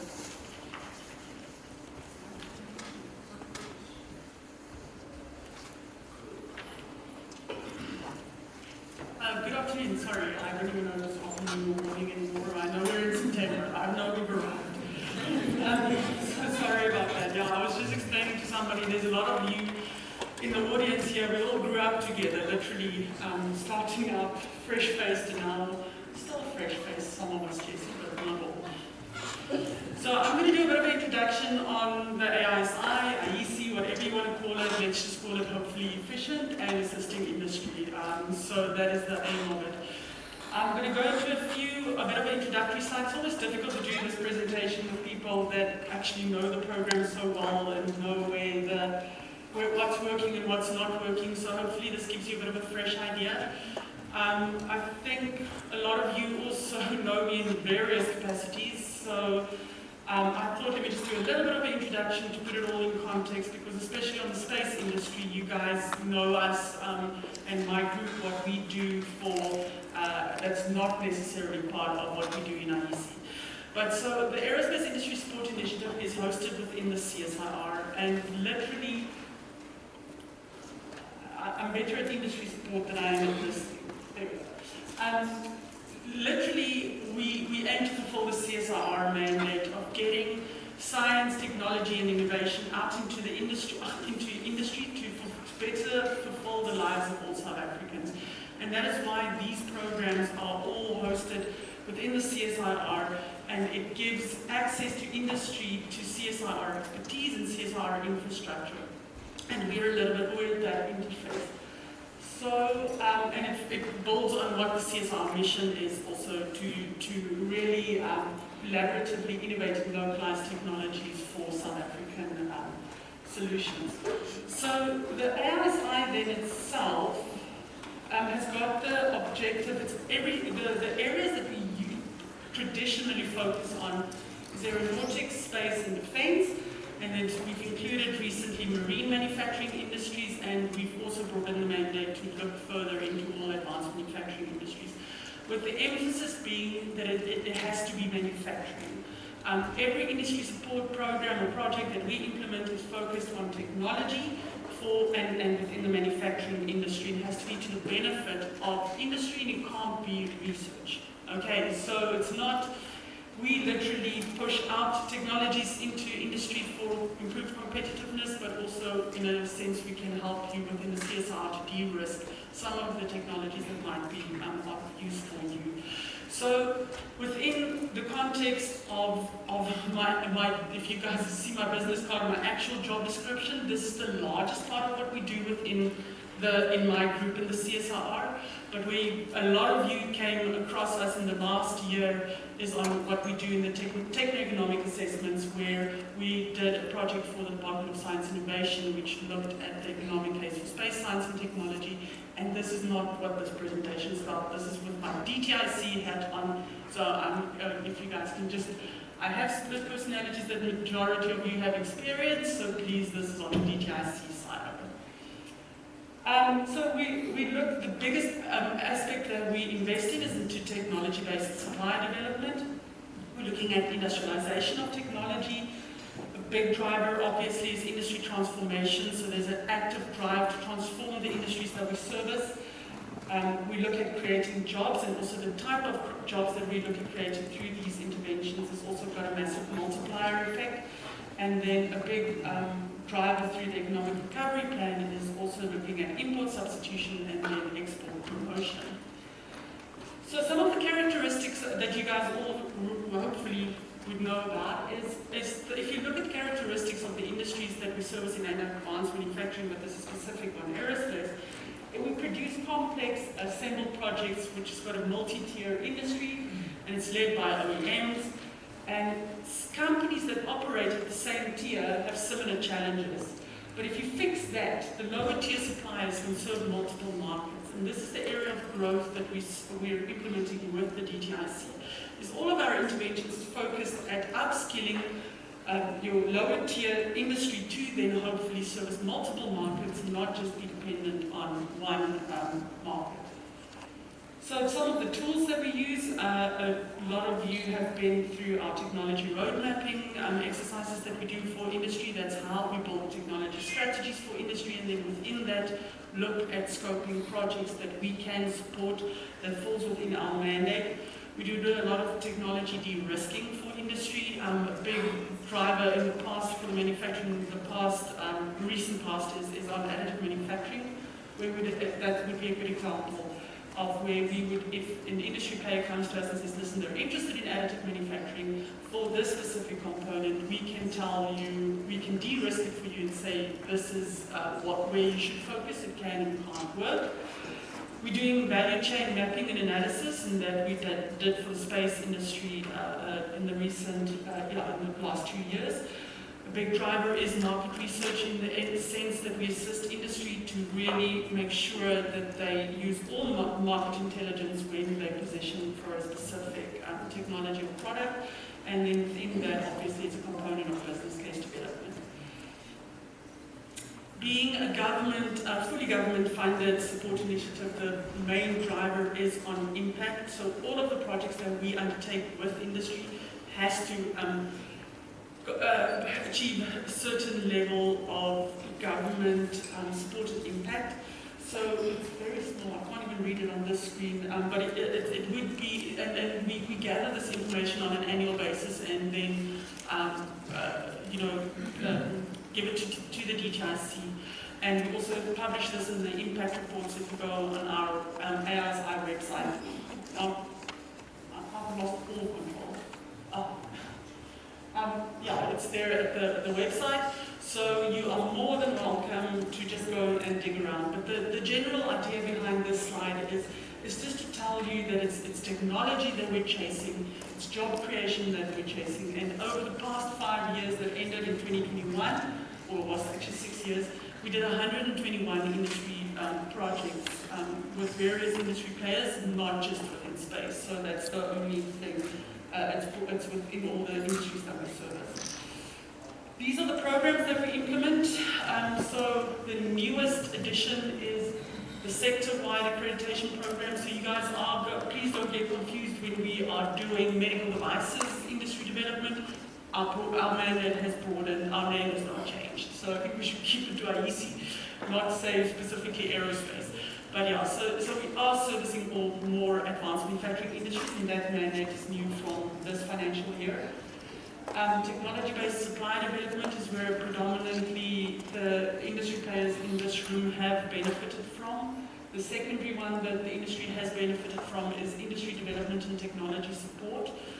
And then we've got two smaller programs, like one being the Sector Strategic Support Initiative, where we literally act as a technical extension of the DTIC, and then we do a small element of coordination, promotion, and awareness.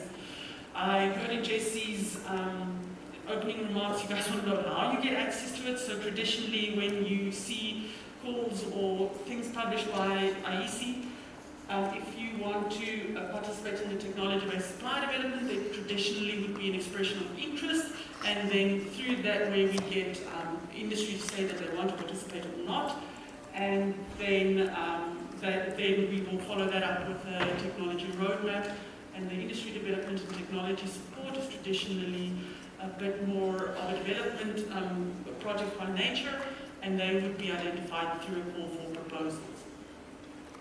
Desi, can you just how much time I'll get? There's lots of information, okay. So this is, it's a bit outdated data in terms of it's 1920, but it just is meant to show you where the biggest focus of the AISI is.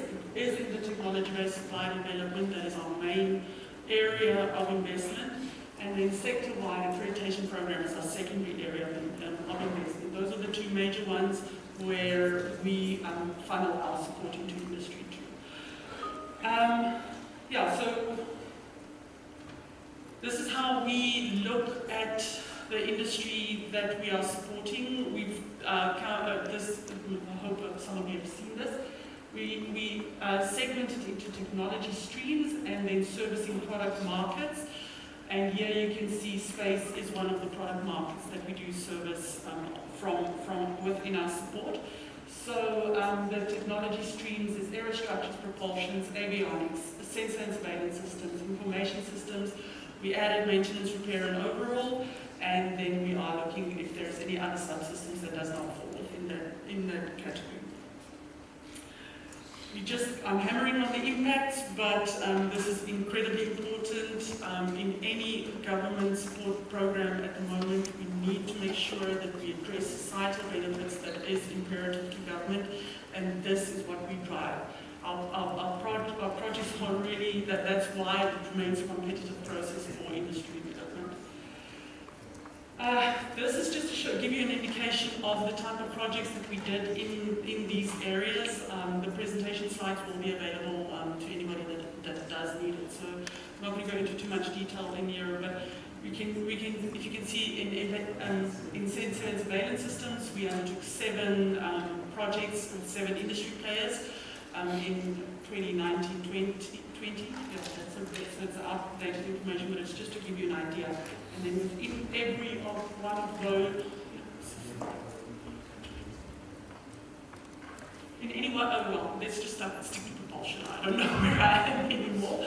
But so for every single one of those technology streams, we then measure the impact that the projects do achieve. And this is it's what we drive and what we report on. This is what the success of the program is. So I think the story that I want to get across with showing you these slides on the different technology streams is we can't do it by ourselves, and I can guarantee you our colleagues sitting here from SANSA or any of the other government departments is these projects do create. We need to do it collectively, we can't do it on our own. But this is the areas that the AI side investment does flow into. We do look at assisting industry with setting up the quality management systems that is required for them to service the manufacturing industries that are all markets. So we are looking at the aerospace quality standards specifically, as well as any product or process specific type of certifications that would help you access the market that you require. This is big, especially in the marine manufacturing industry, where we're helping with the product-specific type certification through the international associations that is set up.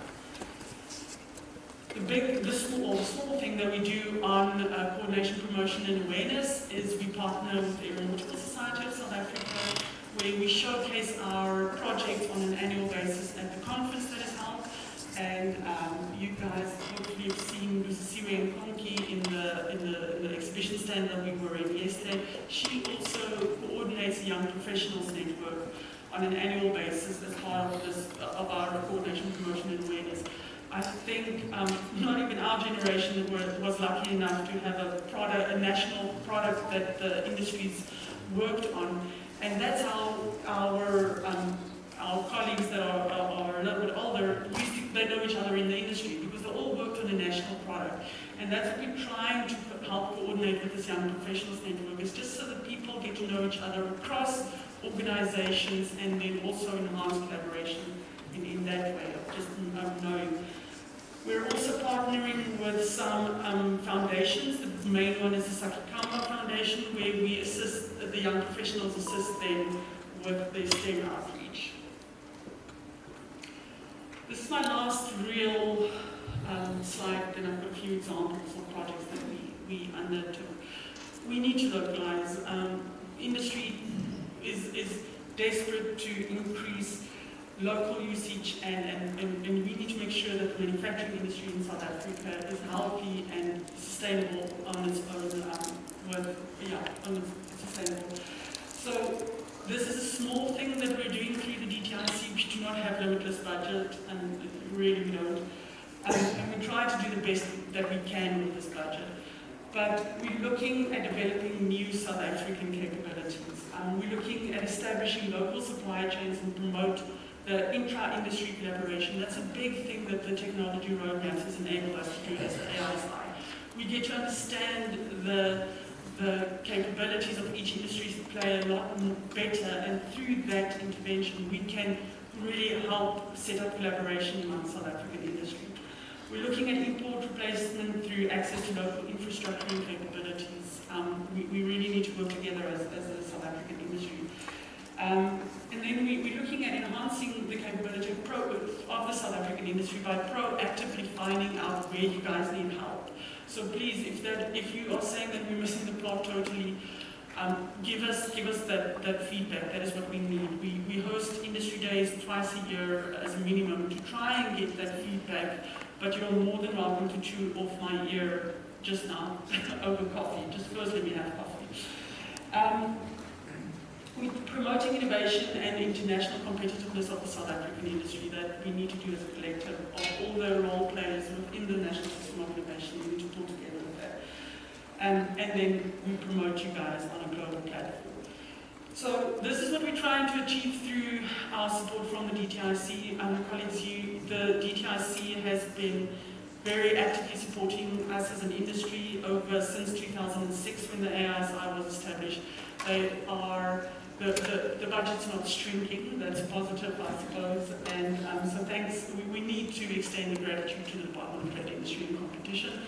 It really is a program that has serviced a lot of you in the room, and we're hoping to expand that. I've got a few just examples, and I'm just going to talk, literally just give you an example, a taster of some of the projects that we've done, but then I've made up some of the time. With one black-owned SME, we developed a smart can, and again, this is just to give you an idea of we need to report on the impact that this project, we go down into that level of reporting as well. There was an Argos 2 simulator. The Argos 2 is with Hensoldt, payload is with Hensoldt, and we assisted to develop the simulator for training with the Cybercom Atlas Defense. This is it's not relevant at all to space, but I wanted to show you this as an example of where we hold the higher tier industry players accountable to do the technology-based supply development. So this was with Aerosuit Aviation, where we actually looked at developing a plastic company that wasn't in aerospace at all, but we upskilled them, gave them the quality management systems and things to supply a core to one of their composite projects, and there's actually won a few prizes. This one, hopefully you guys know Lambda G. We assisted them with the 3D printed microwave of parts of their sub-assembly parts. So they tried to look at a new way of manufacturing this, the parts. We've actually gone a little bit further with the project as well now. So if the project is useful or achieves the impact, not useful is the incorrect word, apologies, but if it achieves the impact and its deliverables, there is a potential to walk along the path with the industry players. We won't just ditch you. You guys will know us. And then the localization, there are just one or two projects. One was with Tracks Interconnect, and then Lantern is also Cape Town based SND. That's my story.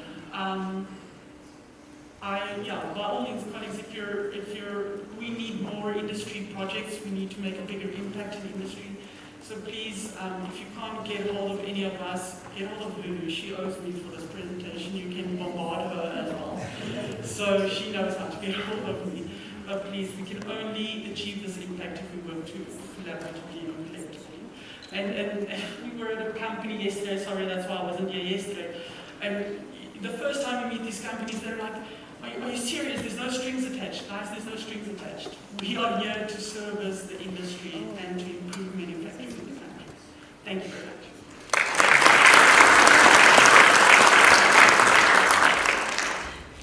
Thank you so much, Mary.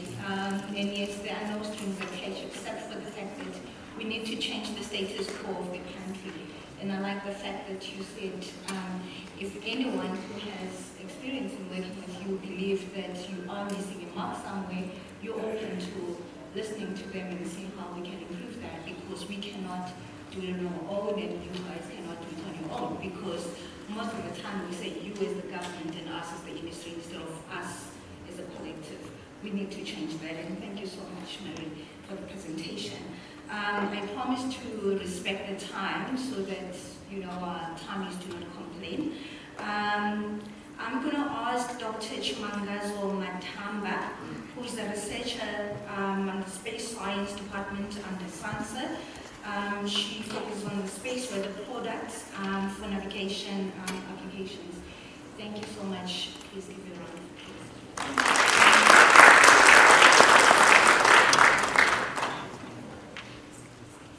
Thank you. Good morning, everyone.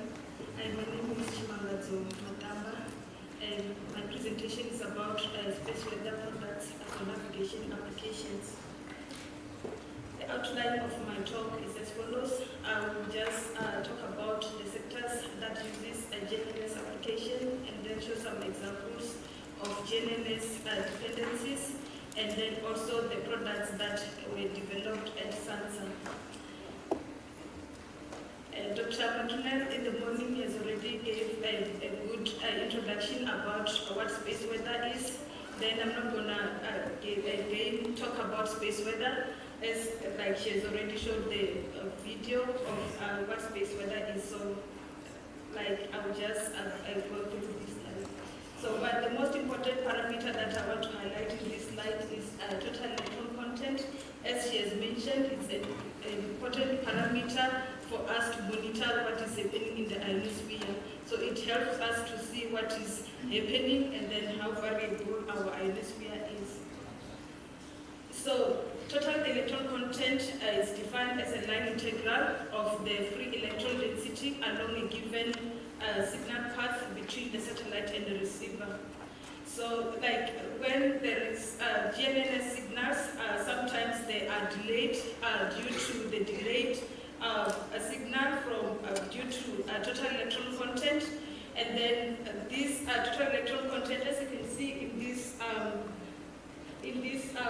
presentation here, in this diagram. So if there are some clouds and other things, so the signal gets slowed down, and then we have some time delay in our measurements. So these are some of the global navigation satellite systems. Then we have the GPS, we have GLONASS, we have Galileo and Beidou, and then there are other regional systems that are not mentioned here.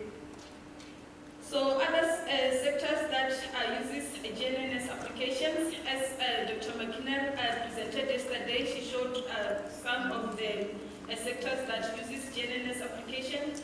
Some of them is agriculture, aviation, environment, marine, then rail, recreation, then space, surveying, mapping, and timing. So the aim of this presentation is to show the products that have been developed at South African National Space Agency for the GNNS application. So as you can see in this slide, we have developed like models, as Dr. McKinnon showed previously, the Afritech model that you can see over here. So the Afritech model, we have two types. So we have the nowcast model. The nowcast model uses the conditions that are like the present conditions on the sun. Like we use the disturbance long time index and also F10.7. So we input those into the model, and then we are able to model the ionosphere using total electron content. And also we have the TEC maps.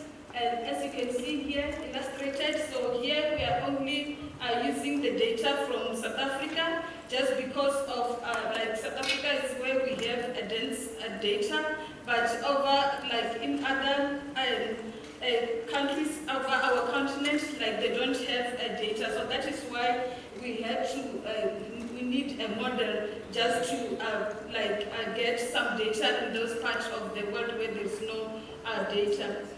Then we also have what we call the scintillation, as you can see it's shown here. So this is just to show the instrumentation that we have in Africa. As I've already mentioned, that in South Africa, that's where we have modern receivers, and then we have some stations here in Namibia, and then also in here. And also some also in this region that you can see highlighted. So the names are written here, as you can see and read. So the aim for us is to concentrate over this equatorial region, because that's where we over this region, and then that is why like we have already placed our receivers here. So we are also planning to put more receivers in this region and also in other parts of Africa. So this is showing an example of total electoral content map that was developed at SANSA. So here on top here you can see we've just shown like a typical day, like a normal day or kite day where there was no storm, and then the KP index just represents, shows us if there is a storm, it's just an indicator of a storm, and then it goes from 1 to 9, and then we also have the DST index, which is disturbance storm time, also shows us if there is a storm or not. But in this case, on the typical day, as you can see, we have KP of 1 and GST index of 5 nanotesla. So you can tell that it was the quietest day. It was the quietest day. So here, this is just a map of like that we generated was for 23 August 2021 as an example at 10:40, as you can see here. And then also we got another disturbed day. This was on the 4th of November 2021. So this was most disturbed. As you can see, the KP index here was 8, and then the disturbance storm time was about minus 104 nanotesla. And then you can see like between the two maps, like during the normal day or the typical day, you can see everything looks good. But like now when you go to the disturbed day, you can see we have enhanced total electoral content. So this we have seen, and then it's monitored like in real time. As you can see here, it's written like the updated time, and then we also check the quality of the map and also the error on the map. So every time we are monitoring this. Sorry, I think I moved fast. Yeah. So we also have another parameter that we are also looking at, the total electron content gradients. So this is just a spatial gradient. We also have the temporal gradient. So I took the example of the same period as I've shown in the maps before. So this is a typical day, and then this is the disturbed day. So you can see during the typical day here, everything looks good, but then during the disturbed period, you can see that we have like more gradients around this region, and also on the southern part of the region, which is not very good if you are flying around this area, because like the frequencies are changing very fast. So the next one is just about ionospheric scintillations. Ionospheric scintillations are just repeat fluctuations of radio waves that are caused by irregularities of the electron density. So we have what we call like, they can cause like cycle slips and loss of log on GPS satellite signals, which can increase the magnitude and frequency of errors in the position of estimation. So, like as I've said about the receivers that we are putting over the equatorial region, the reason is that scintillation they mostly occur over the equator. So in this map here, it's just showing like where scintillation are more frequent, and then also where they are less frequent. So you can see over our region, you can see like here in South Africa, like it's less frequent, and then over the equatorial region, like we have frequent scintillation. So that is why we need to put more receivers over this region so that we can be able to see what is happening on those regions. And also, the scintillation, like they don't depend on, especially over the equatorial region, they don't depend on like the geomagnetic storm or if there is a storm, so they happen anytime. Then, but mostly they happen during the equinox period. And then here on top is just illustrating another example of scintillation. So this is just the Brazilian sector. So this is the magnetic equator, and then you can see this is the deep latitude, and then you can see where the scintillation mostly occur in this part here. So the next one is like, it's just an example of GPS error, which is due to atmospheric scintillation. Here we're using a single frequency handheld GPS receiver. And then also here, you can see this is like a stormy day. You can see the KP index was about 8 also here. You can see it's red. And then here also we had another day where it was quiet. You can see everything is green, everything is good. But then, like during stormy day, you can see the error, it goes to up to 10 meters magnitude. But during the quiet day, you can see all like these errors, like everything is in one. But when you zoom out, you can see it's in order of 0.6 meters. So it's very small when there is no storm. So lastly, is just to show an example of atmospheric scintillation like that we have developed for SANSA.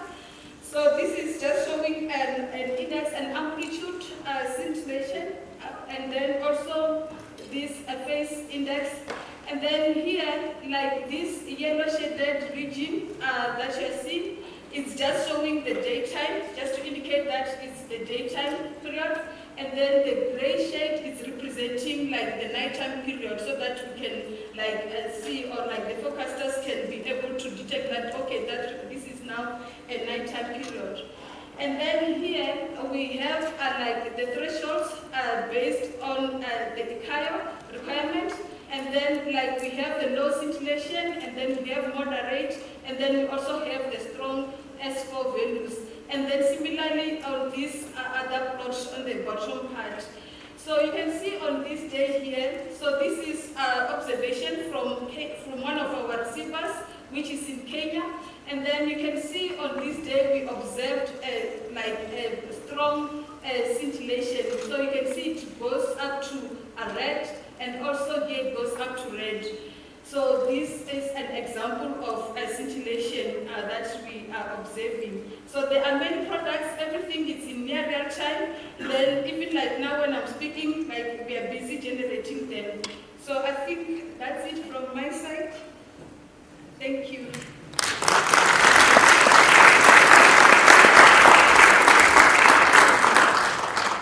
Thank you so much, Dr. Chima.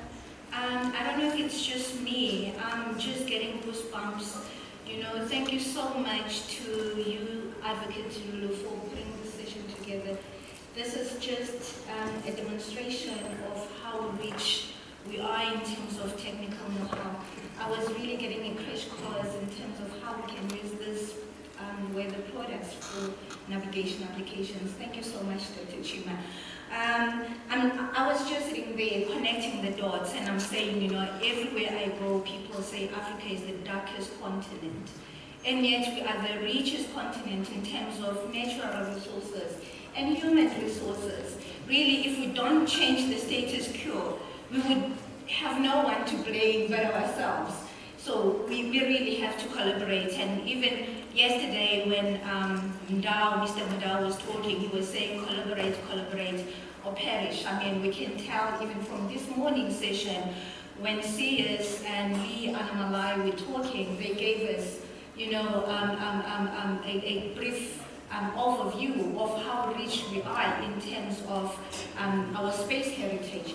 I would not dwell much on that, as we are aware how our economy has been since the 70s, the 60s. But we'd like now to drive it towards a dynamic, industrially and a globally competitive economy. We'd like to see that we compete with other countries of the world.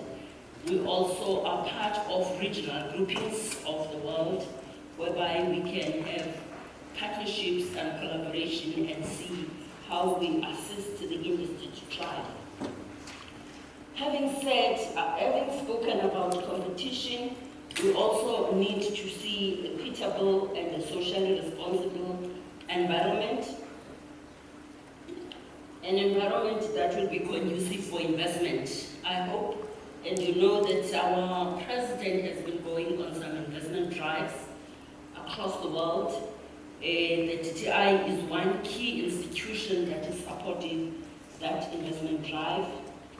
We also want to be conducive in trade, exports and imports. Mari has spoken about import substitution during her presentation with those colorful graphs. And at the end of the day, we would like to see that our industry and our enterprises are developing.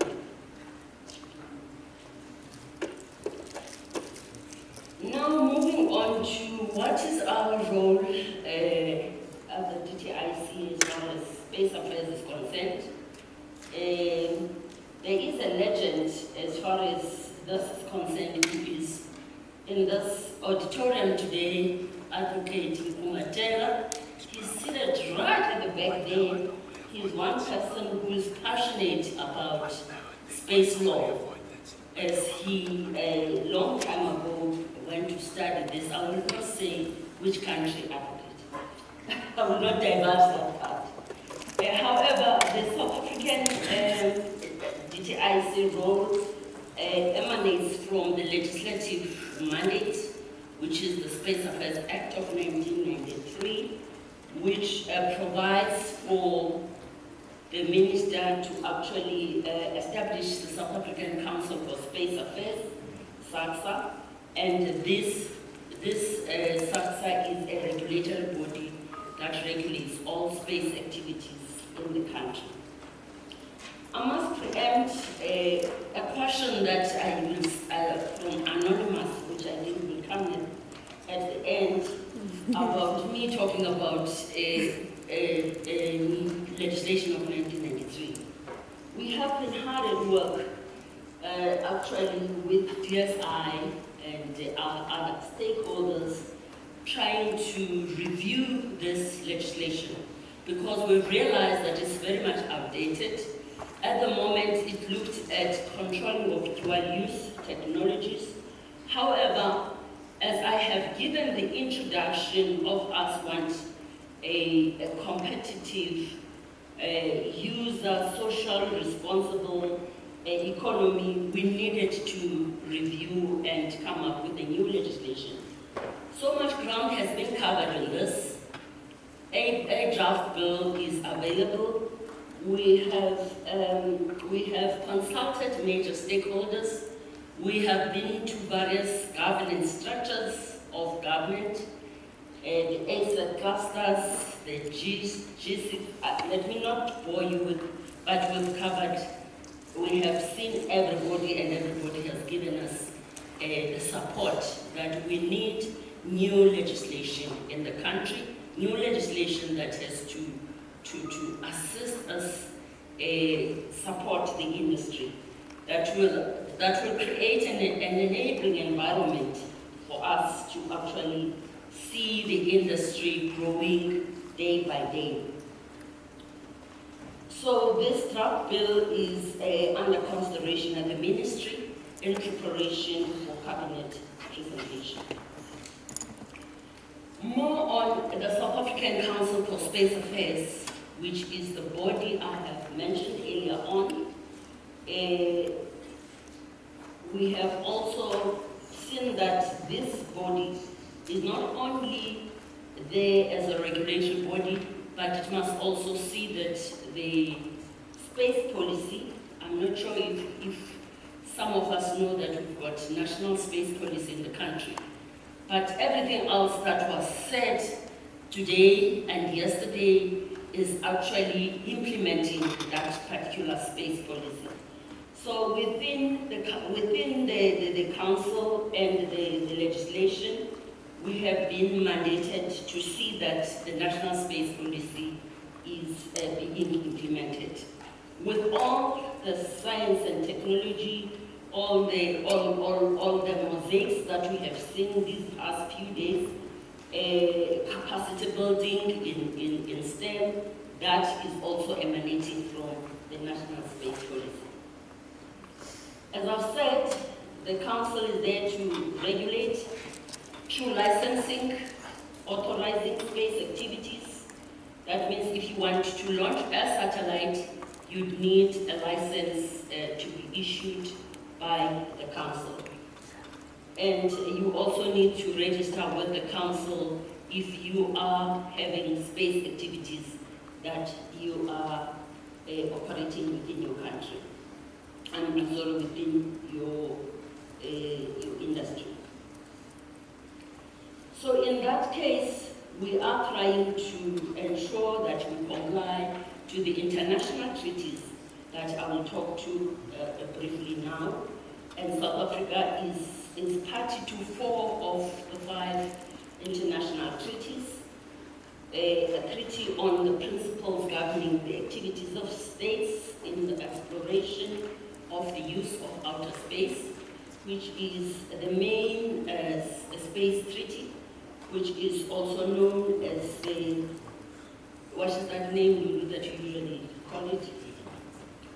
But that name, which is the embodiment of the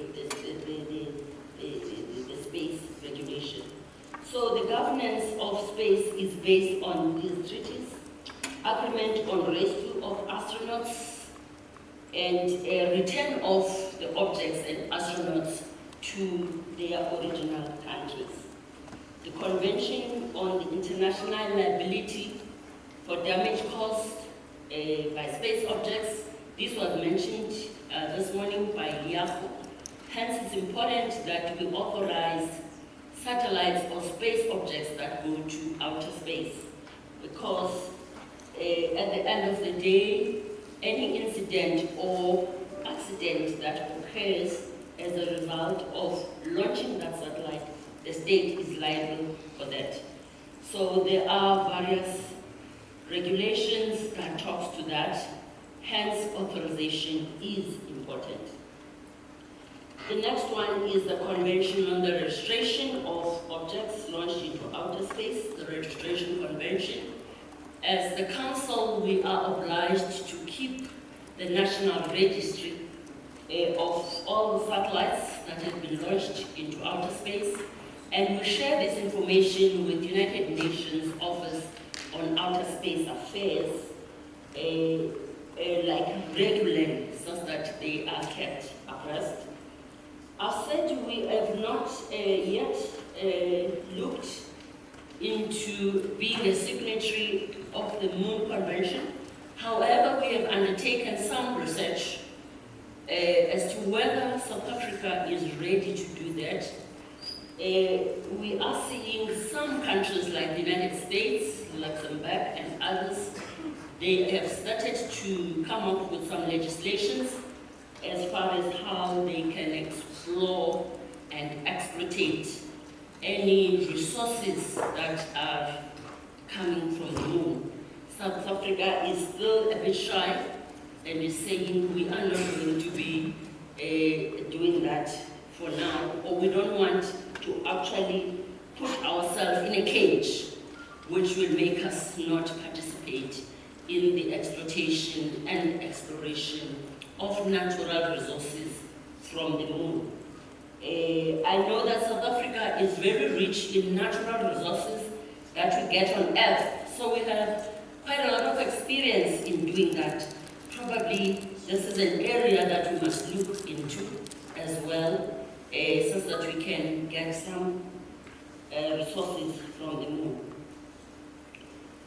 I must also speak to how do we ensure that this information is known to South Africans, to the Africans. Few African states have space legislations or policies. As a result, we are doing some form of capacity building in space law. We are assisted in this by the International Institute on Space Law, which Advocate Makapela is quite well aware of. And as the DTI, we coordinate the Manfred Last Space Law Moot Court competition on an annual basis. So this Moot Court competition brings various teams from various universities that are studying law,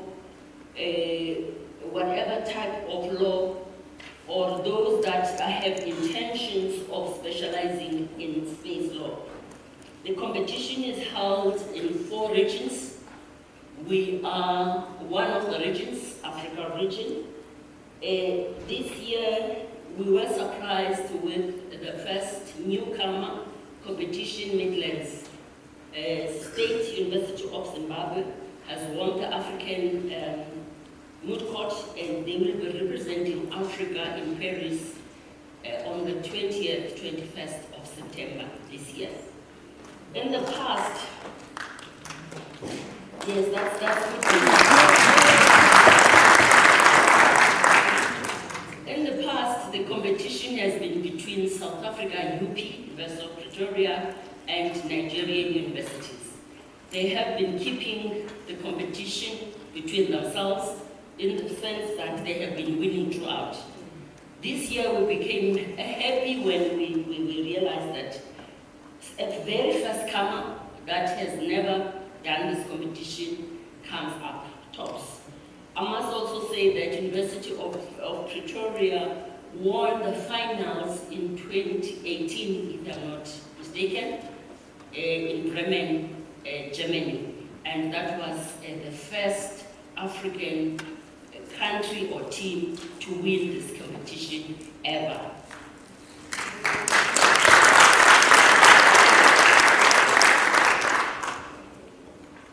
Now moving on to more of what else we are doing over and above the capacity building.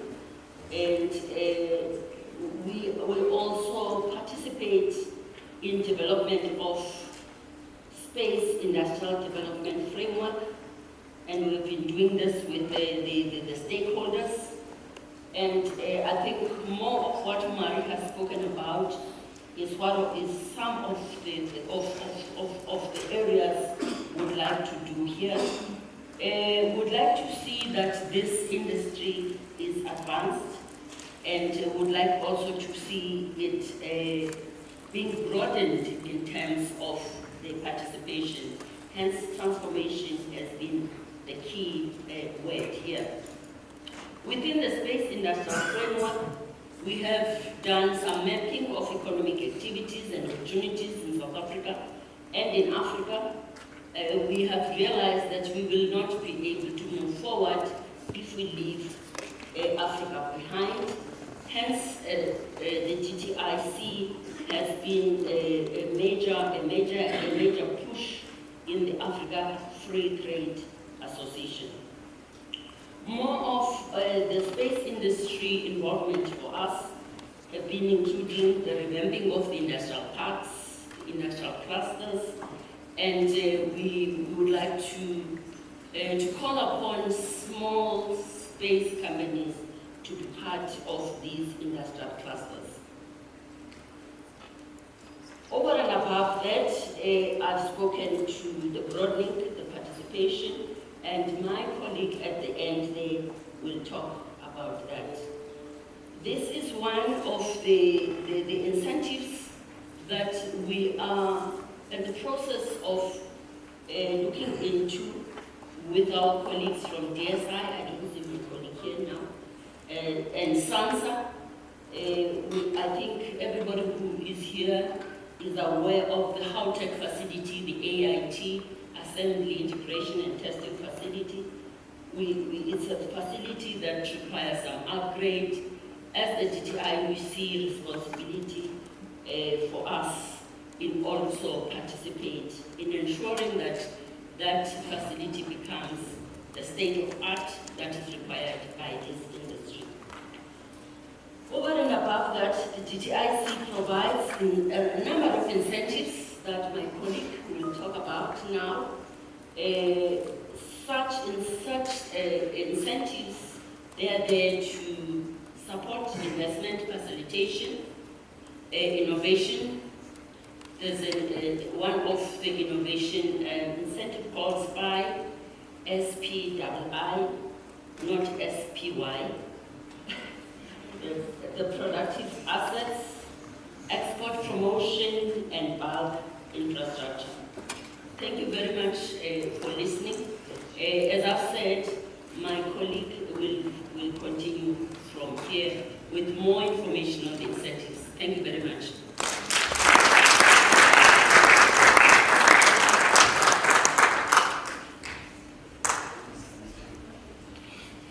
Thank you so much, Sis Mufuni.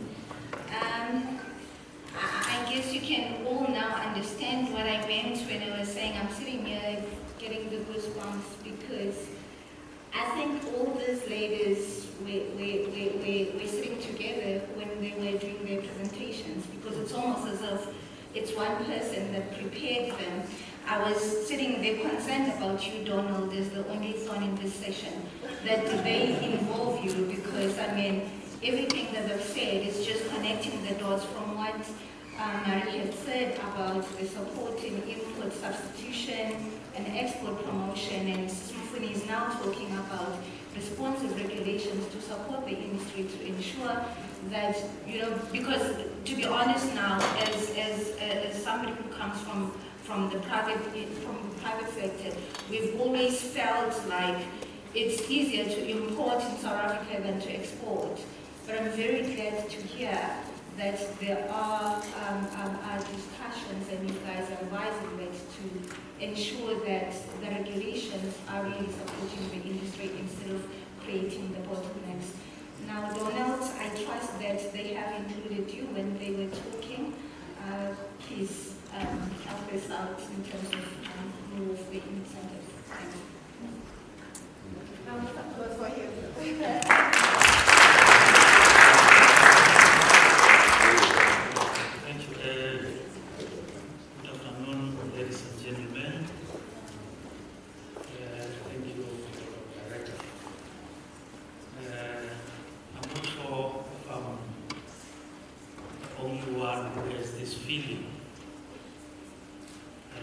Motivation. I wish I could go back to school and move out of the commerce stream and pursue science.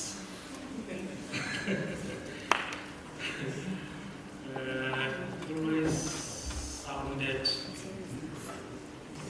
intimidating, but honestly today I'm motivated. I'm enjoying this session. So I may have to go back and study science. And then I'll be a professor soon. My presentation, continuing from where Ms. Majaja has talked, is to take you through the financial support instruments of the department which support industrialists in the various fields. So, all in all, we have about 20 incentive programs, and they're all targeting different areas in the space of enterprise development. There's a grouping that supports innovation, whereby we encourage industrialists and South Africans from all walks of life to be innovative in what they're doing, to improve products and come up with better technologies and so on and so on. And we also have a grouping of incentive schemes that support entrepreneurs who are in the manufacturing space in all the different sectors. As long as it's manufacturing, we support that through the acquisition of the required machinery, tools and equipment. And indeed, we also have a grouping of incentive schemes which assist and support South Africans and encourage them to export their products, whereby South Africans travel to different countries, whether on the continent or abroad, to look for opportunities to export their products. then we also got a grouping of incentives which support the infrastructure, the economic infrastructure, whereby we unlock infrastructure that supports economic activities in various ways. So now it's a variety of incentive schemes which support different things. Together with my team, our responsibility is to engage with stakeholders and also entrepreneurs themselves, whereby we outline these different incentive programs. And once the entrepreneur or the researcher has identified the areas where they need support, we're able to zoom into specific incentive programs. For a session such as this one, it's not possible to go into details to explain each one of them, but that's the overview that I've provided. So if you are in manufacturing and you want to upgrade or improve your facilities, please talk to me. If you've got a product that you want to go out there and look for market opportunities, please let us engage so that we can assist you. I've chosen two specific programs that I'm going to discuss in a little bit of details, which support innovation. This country working together with various players and various research institutions. And of course we understand that time is money. Whoever is participating, making a contribution, the time need to be compensated, they need to be taken care of. Now through this initiative we're able to support and ensure that South Africans, the nation in this totality, is able to collaborate on issues of innovation. And what are our priorities? We support mainly registered or formal enterprises in the country that have been in operation for at least 3 years. And then those institutions, those enterprises, now for them to access this financial support, they need to collaborate with research institutions so that they can work together as a team. And then now, out of that, the applicant will be able to draw a budget. And then once we've determined what percentage of support that particular project is going to qualify for, then we're able to do the exact calculations. And at the end of the day, we'll say for this period of research, whether it's 2 years or 3 years, this is how much we'll be spending, and the department will carry this percentage, this total amount of the cost, so that we relieve the burden from the applicants. And of course, like any other incentive program of ours, we support registered formal enterprises, which means if you want to access our incentive programs, you must register a private company that is duly registered in terms of our act, whether it's a close corporation, cooperative, or whatever. But as long as it's a registered entity, that entity which is tax compliant, the application will be considered. But on this particular one, unlike the SPII, the requirement there is that there must be a partnership agreement. If you are working with SIR or with a particular university or science and technology organization, that arrangement must be properly structured in a legal document. So whereby we can see how students that are involved in research will be participating in the project and what kind of costs are we looking at. And then by so doing, we'll be able to determine how much to support you. But at the end of the day, it's more about promoting innovation and ensuring that South Africans, various institutions in the private sector, we collaborate and move this country forward. So each one of our schemes, we always identify certain costs and certain kind of projects that will not qualify. So with FRID, we don't support basic research, but once you move into applied research, then we're able to look into your request and see how best we can engage and be of support to you as an organization. So many details here, but now, cost sharing, for example, if it's a large enterprise, we say we carry so much, and then if it's an SMME, these are the percentage of the costs that will be taken care of. And we're doing all this because we want to encourage transformation, and we also want to encourage the development of small businesses which have got very serious problems of cash flow, and also the transformation participation of historically disadvantaged individuals in the economy. So when we look at your application, your request, we look at those variables and ultimately come up to a decision that only this percentage of your costs will be taken care of by the department.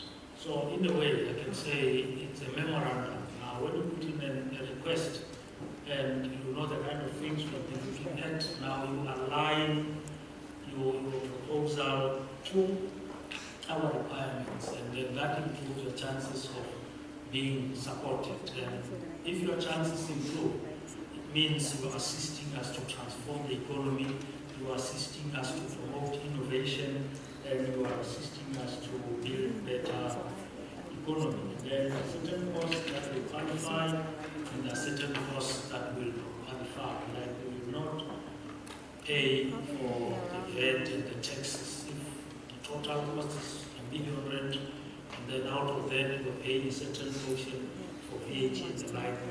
We deduct that, and then we concentrate on the sum outside the taxes, the rental facilities, and so on and so on. So when you put in an application now, you take into consideration the costs that will qualify, and you isolate them, and then you say a budget based on that, because that's where you're going to make calculations to determine how much will be supported by us.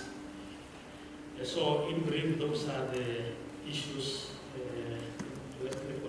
These are some of the main sectors that we have supported so far. But these are the areas where we have received applications, and the various reasons. Gauteng is always top, followed by the Western Cape. Other provinces are still lagging behind, but we are trying to stretch and move out to these rural provinces and to encourage innovation that is coming, or that is being processed in those areas. And then now, these are the contact details of the colleagues I'm working with in the area of FRID, so that if there are specific issues, I will not encourage you to call anyone of us. I will encourage you to do what? To send emails. Why? Because as I'm talking to you now, somebody is busy calling my desk and I'm not answering. And what is that person saying about us government officials? We don't answer our phones, we don't return calls, and so on. So because we engage the business community, we are not always at our desks, but when you send us emails, we will be able to respond and engage with you accordingly. So in brief, these are the issues as far as innovation is concerned, but as I said, we also support other areas, and I'm available to engage and provide more information to anyone. And when a gathering such as this, it provides us with an excellent opportunity to talk about what we offer as a department. Thank you.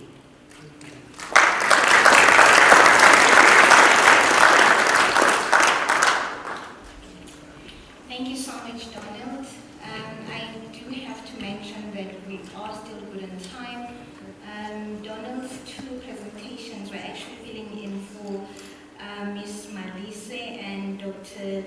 advocate Kula that couldn't make it.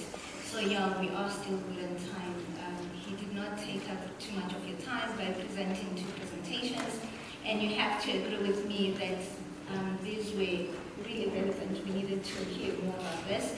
I've also noticed that when it comes to money, people prefer to do it privately because there's only one question here from the Slido for Dr. Matamba.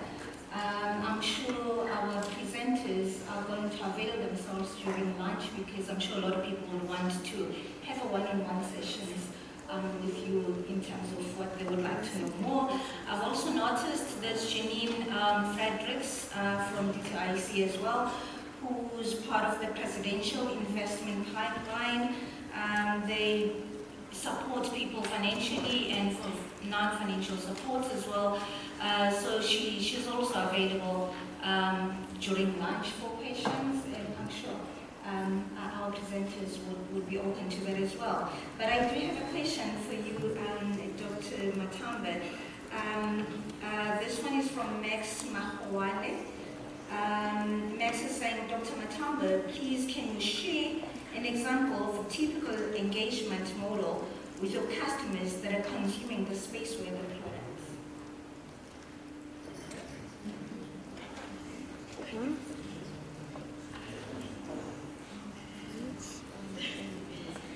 Thank you. Let me direct this question to my MD. Yes, please. Dr. Liam is still here. Would you kindly assist? Thank you so much. I do have one question though, for you, Donald. These are all great incentives and all, but for startups, it seems a bit too stringent because these are incentives. You don't just give a grant up front. One has to have money and spend it, and later, you then incentivize that. That becomes a bit tricky for somebody who's, just starting and you don't have money. It almost seems like these are designed for people with money already to spend. Yeah, but I do understand because there are swindlers out there. So you want to make sure that that's the ease in doing the project. There's something going on and then you incentivize it. But yeah, maybe during lunch we'll talk more and see how can one get over that hurdle. You want to respond? Okay. Oh, okay.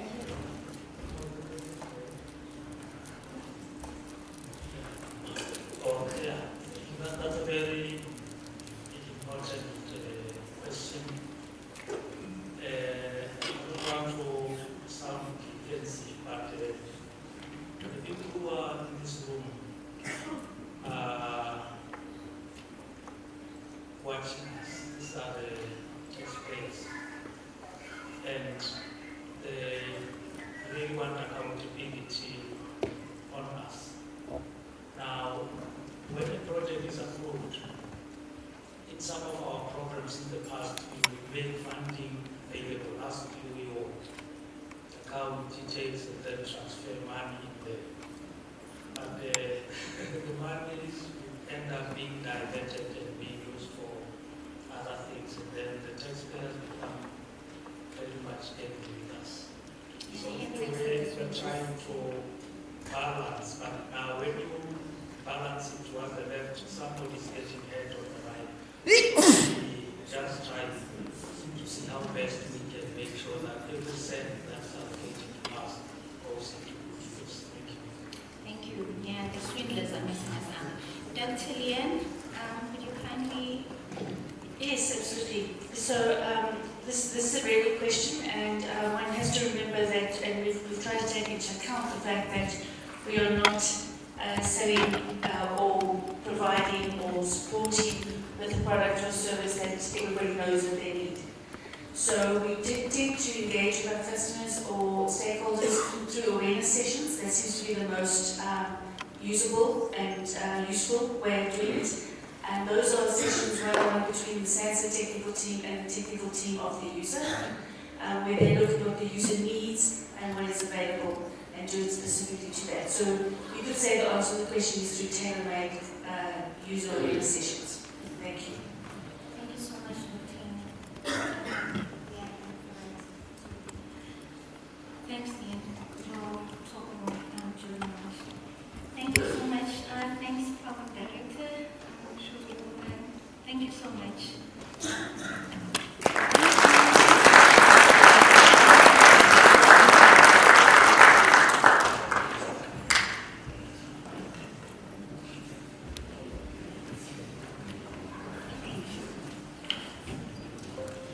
Thank you very much, Yeti, and colleagues, for that information. Please touch base with the colleagues in the exhibition area during lunch if you have any further questions. Please note lunch will be 45 minutes long, but before that we would just like to hand over a few thank you gifts to the colleagues.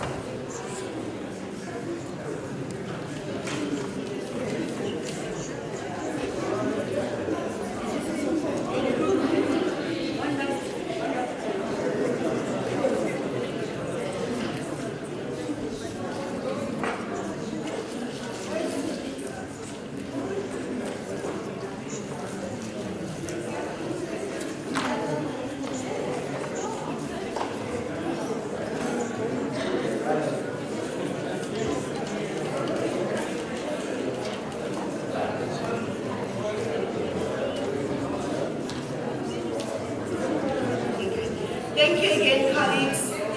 Please note that this afternoon, Obake Ratoko will be the MC for the remainder of the day and a half conference. Typically, you have helicopters, aeroplanes flying, trying to distinguish the fire.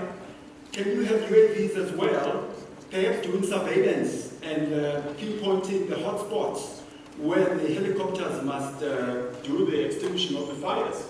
And then we said, let's do an EOI, an expression of interest, and find out if industry would be interested in this. And we got quite a number, about 8 companies that were interested to work with us on the UAV one, the UAV version of this. So these are some of the pictures. You can see the size, it's quite small, the dimensions in millimeters. It's quite small, it fits in your palm of your hand. The mechanical housings were manufactured at Central University of Technology. Very specialized housings that they produced for us. Okay, this is just a video. Okay, another video showing the battery and so on. Typically, you have helicopters, aeroplanes flying, trying to distinguish the fire. Can you have UAVs as well, perhaps doing surveillance and pinpointing the hotspots where the helicopters must do the extinguishing of the fires.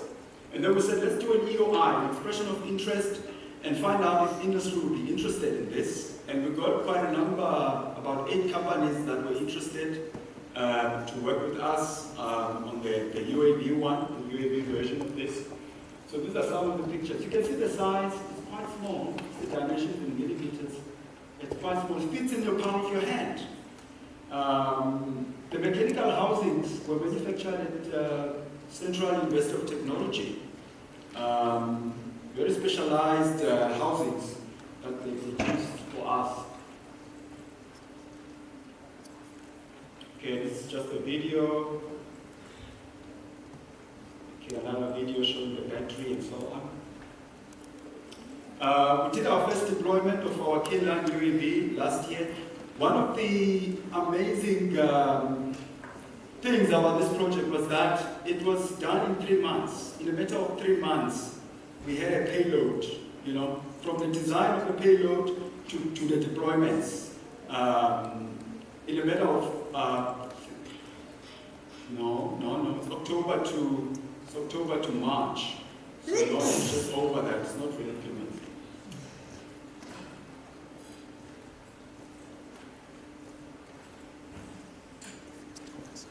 Some of the pictures from the K-Line UAV, they really validated our concept in terms of fire detection, because we started a fire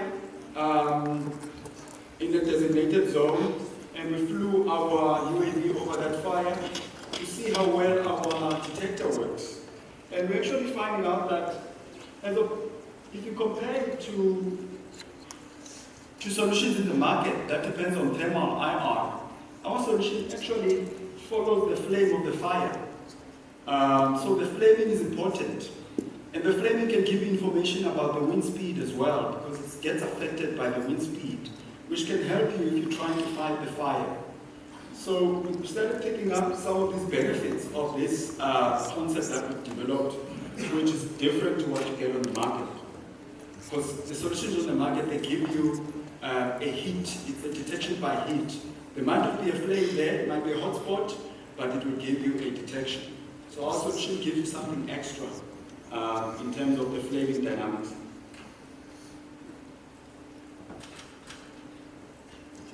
Okay, this is the team setting up the fires.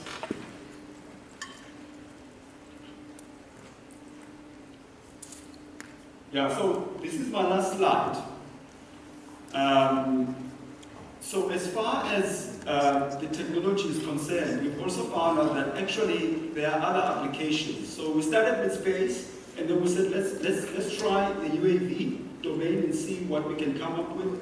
But it turns out there are other domains, even in the defense environment, whereby we can look at things like the firearm. You know, when you fire a weapon, there's a muzzle flash that comes out. That muzzle flash is pretty much tuned to where our sensor is designed to look for a signature. So we are now exploring a solution to look at gunshot detection using cameras.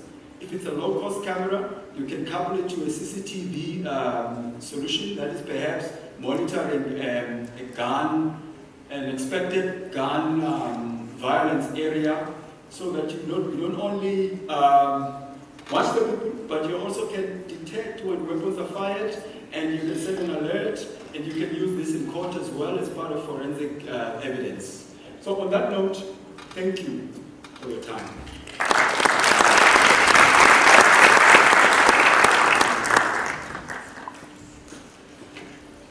Thank you very much, Simpiwe. Now, Simpiwe, at the very beginning of his presentation, asked the question as to whether are we thriving as much as we think we are as South Africa, and actually as a continent, as far as the development of satellites is concerned. Now, the latest research shows that when it comes to nanosatellites, that by the end of this year, the global nanosatellite market is projected to reach $2.6 billion US. Now, I think the real question to be asked, as we talk about existing capabilities and looking at building new capabilities as a country, is about how are we actually going to capture even a percentage of their particular market share. Now the next speaker will hopefully be able to share with us in terms of how as a country we're moving a dial as far as nanosets development is concerned. And the next speaker is Mr. Nyameko Roy, who is the Chief Engineer at the African Space Innovation Center at the Cape Peninsula University of Technology. Let me welcome Mr. Roy.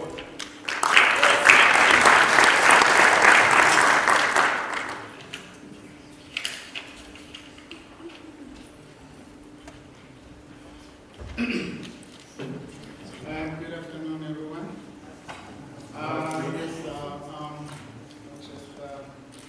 Say that okay, I am Chief Engineer in security. We're working now for a research center, which is the African Space and Innovation Center. It's a small research center whereby we develop chipsets. Just to give you a bit of the background of how did we start, actually. That's a very interesting story. But okay, yes, in 2008, 2009, I think one of our professors came up with an idea that building satellites or training students to be able to be functioning space engineers. It's a very expensive exercise.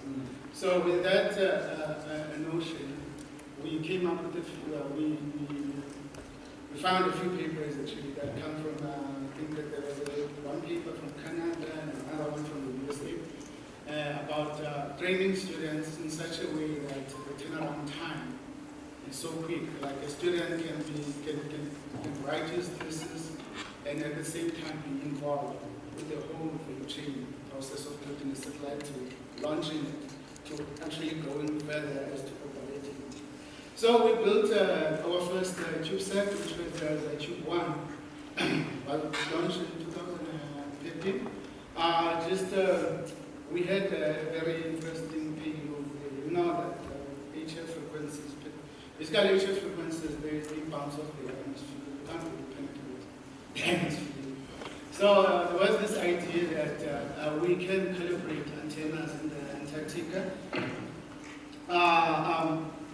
In the Sanaya region, I think Prof. McKinney, the weekend, I think, talked about that process in the morning.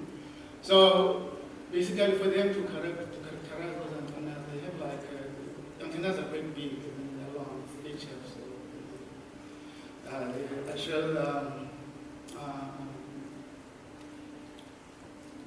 they're like, yeah, they are very long. So usually to characterize those antennas, they used to fly down helicopters from Cape Town to Antarctica. So one of our first payload on that satellite was to utilize an HF radio, about 500 kilometers, and then try to detect diffracted signal that can penetrate. You know, with the signal, you can't fully say, but you can't penetrate the surface.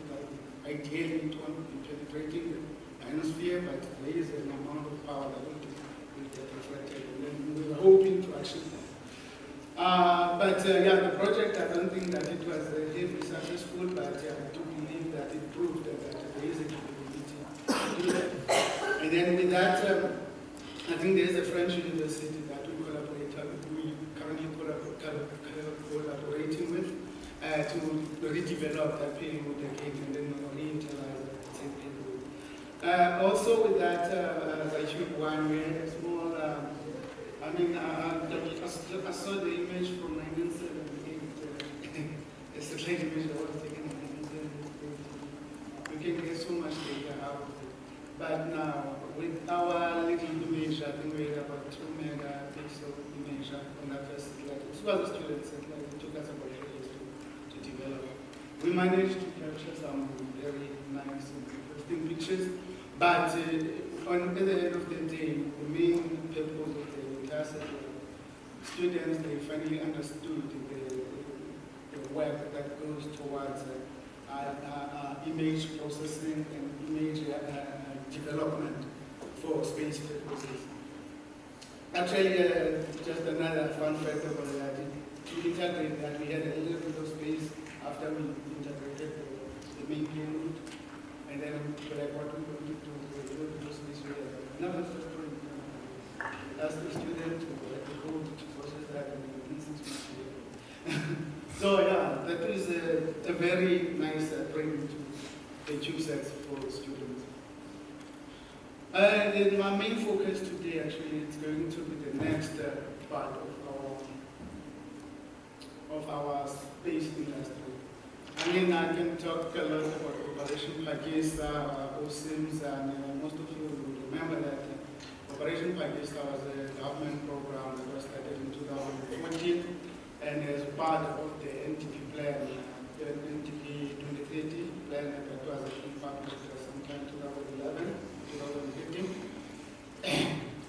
So there was a Marine Protection Services and Governance, MSPSG, and then with the main focus of developing an Oceans Coastal Information System, which is, I think it was hosted here by SA-GEO. Yeah. So with that, we built SA-GEO, and Mr. Miguel said a lot about that, so I'm not going to spend much more time talking about that. But that was our first payload. I mean, from concept to actually developing the satellite, I think it took about 2 years. The concept, it was 2014, that's where we were looking for funds and also playing around with what can we do. Also, the hosting of the K-line sensor was one of our last, I think we were in one conference here in Gauteng, and then we had a lot of discussion with the other, how is the name? Yeah, it's been. So we had a discussion, and then he talked to us about the K-line camera. So we're like, we do have space. So basically, what I'm trying to say, we have a bus that is a robust that is developed over the years from the Tube 1 to the Tube 2. That will showcase now with the AIS radio and the K-line camera. Of course, this is the data that we got from the Tube 2. That will be your AIS data. I think we turned it on for like 15 minutes. We turned on the radio for like less than 5 minutes, and then we managed to capture all those ships spreading the AIS data. This is the actual thing that we developed in the SND frame. We did the RF part of front-end, and then they developed the entire API and the digital side of it. Also, like they've been on the industry for quite some time with the AIS reviews. And again, I think you saw the picture of the full fleet there. This was also the concept that we proved with the Tube 2. Once we had the Tube 2, now the mission was that you could see that we can get how much data can process. So we like, okay, with the AIS radio, we managed to prove that we can get so much data. And then there was a lot of discussions with the QSI and the other stakeholders that we need more data sets from the SA-GEO 2 demonstration. So that's where the idea of launching a constellation with only the AIS radios, with the AIS payload. And then we have 3 of those satellites, and then we launch them in the sun for orbit. And then with 3 satellites, that means we have more data, so it's just as simple as that. And then there is also some discussion towards building 9 satellites to have a fully functional and a very together like a fully functional and almost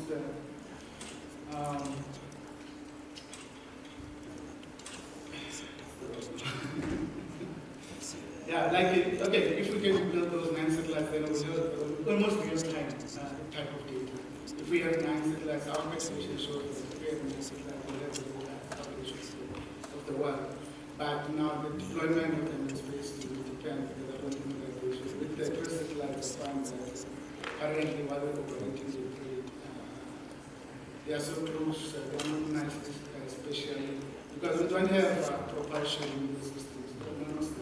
Can't really fit in gas installations. So we just use little reaction models to just try to shape and stabilize them. So with that, now we're finding it hard to separate them because they get launched and there is 1 minute in between them. And then only now that it's in 20 minutes between the first satellite, which is B, and the 8 minutes between A and C. So it's not very useful if you're going to launch them at the same time. So I think that the next one will have to launch 3 again in another polar orbit and then we'll launch another 3 later. So now with the MTA set, we are busy with the commissioning, and it's really a pain.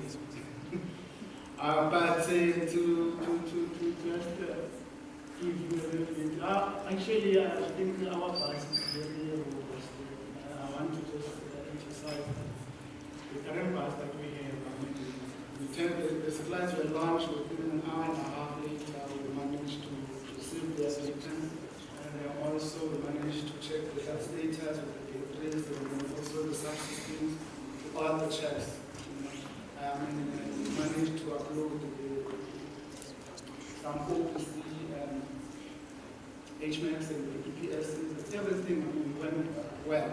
And also even the high-speed radio, which I think we just did, the SND, that's fine. The only issue now giving me sleepless nights. Unfortunately, the satellites are in space, so troubleshooting is kind of an issue. You get to see 1 or 2 good passes a day. And then those 1 or 2 good passes, sometimes 1 in the night. And then you get one chance to upload a story or to change something. So to see the results also, you need the satellite to go to a few opens to check if your system responded to your method of troubleshooting. So with the payload, we are having some issues with everything that comes there, but the good thing is that we can isolate probably there's a bug possibly with the on-board software, which we are looking at it, and also we're looking to efficiently, to upload the entire flight software. It's going to take us like 5 weeks basically. Because it's a mission. We have a low data rates receiver because ideally we want to command. When you want to command the satellite, we're using that much data. But now if you want to upload the image on board,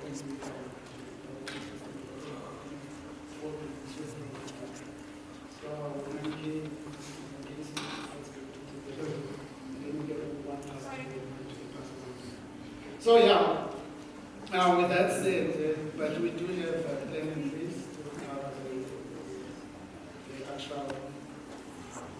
the actual AIS. Okay, and then now our latest mission that we're working with in the lab, we are building a complete VDS. As you know, the standard for VDS I think was published. We utilize the marine VHF frequency. The way people that I think they didn't like the idea because we only had AIS that you can utilize. But now the VDE, China also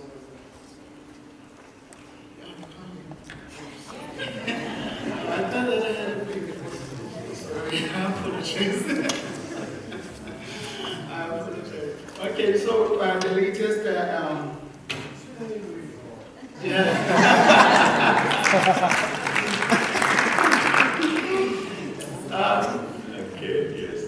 the latest mission that we have, we're developing now is the complete VDS mission. With the AIS, we're using only the receiver, the sheets are doing the transmitting. So now with the standard approved by the ITU, we can manage now to transmit from the satellites, transmit to the ships, also transmit to the terrestrial radios along our shore. So with this mission now, the nice thing is that we're going to have like kind of a machine-to-machine kind of a system that we're building. But it's still a demonstrating the capability. It will be probably, if ever, we can manage to complete the satellite next year. Possibly we'll be the first country to launch a satellite with the complete US payload. All the other systems, they have only IAS. They don't have the complete payload. So yeah. Basically where we are now, we've managed to develop the soft stack, what we call the soft stack. It's like that first phase whereby we try to integrate all the subsystems. Remember that we've been building this bus for over 8 years, so we don't really going to have very new. The only thing that is extremely new is the payload, the actual payload that is posted inside the satellite. But the complete bus is stuff that we've used before. So the first phase that we do, we test the subsystems that we're seeing. Some of them we have built them in-house, and then they are how you will see in our slides, whereby you will see the subsystems that we've developed, and also we're selling to the market, of which I do believe that we've got quite a good share of the market. But as a university, we're not selling them. You can't go to stability and say that I want to buy a subsystem. You have to buy them via slide space. So currently, we've done all the tests that are required for the first test and the first checkout of the entire bus, and it's responding well. And the longest lead time item now is going to be the flight software, because apparently we know what's going on with the current flight software on NTA satellites, so we need to improve whatever problems we have there. Currently, the flight software that we're implementing here is almost the same as the one that we have on the NTA the constellation that we're using. These are the subsystems that I was talking about. So we have a very nice expert, and then it's just a half duplex kind of the system, and then if you want this configuration, you kind of have the full duplex kind of the system. And this is the high speed also transmitter. It's an aspirated transmitter. We do have a receiver that actually we tested. So it's currently in production, actually, but we do have a receiver that can do 200 feet. And then also there are currently, I think, about 4 versions of this. We've got one with amateur frequencies, which is 2.4 to 2.5, and we've got another one from commercial band, which is 2.1 to 2.9 gigahertz. And then also you get a high speed, which is 10 megabits per second, and also get low speed, depending on your mission. Well, I'd just like to tell most of these people who work with them over the past number of years, TIA, they supported us, SAA, and SAMSA. This is current retention of the supply that we're working on, when it's final. At least we've managed to complete that part also. The mechanical design, we're happy with them, we're going to do the required modifications. So, thank you.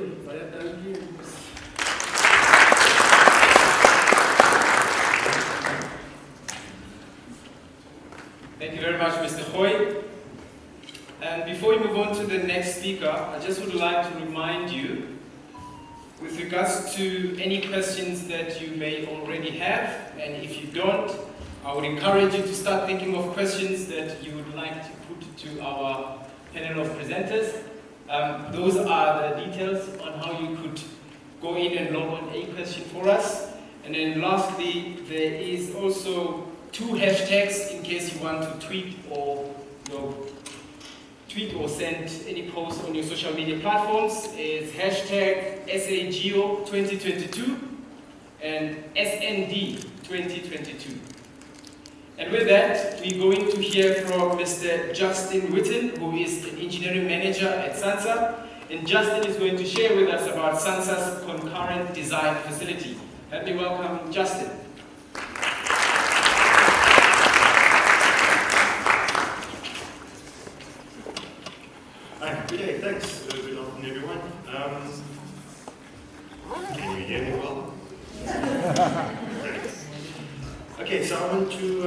we've got this project at SANSA, it's a concurrent design facility. But I just wanted to make a quick point. You know, there's a bit of an interesting story behind this. Most times, collaboration comes out of a need. You know, need something, you get it, or it's organic. So, okay, there you are. You've got something you can, like the payloads we just heard about, and so it evolves into something, and it works pretty well most of the time.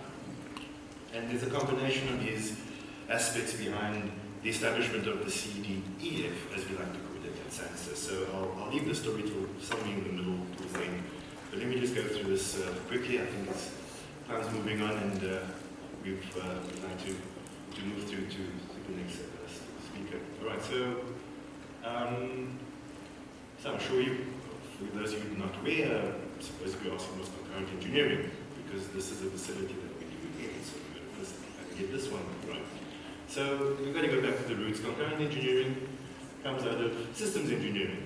What is systems engineering? Well, the authoritative source in COSI talks about an approach. It's all the lovely language, transdisciplinary, integrative. There's a toolkit, there's the processes that we use. It's pretty well structured and accepted, etc. And there's an output. But I've got a more authoritative, source, Wiki. And Wiki says that it's again interdisciplinary engineering, it's engineering management that focuses on how to design, integrate, manage complex systems and life cycles. So essentially it boils down to this kind of phasing, which is from ISO 15228, which gives you the life cycle phases of any kind of complex design system problem that you want to solve.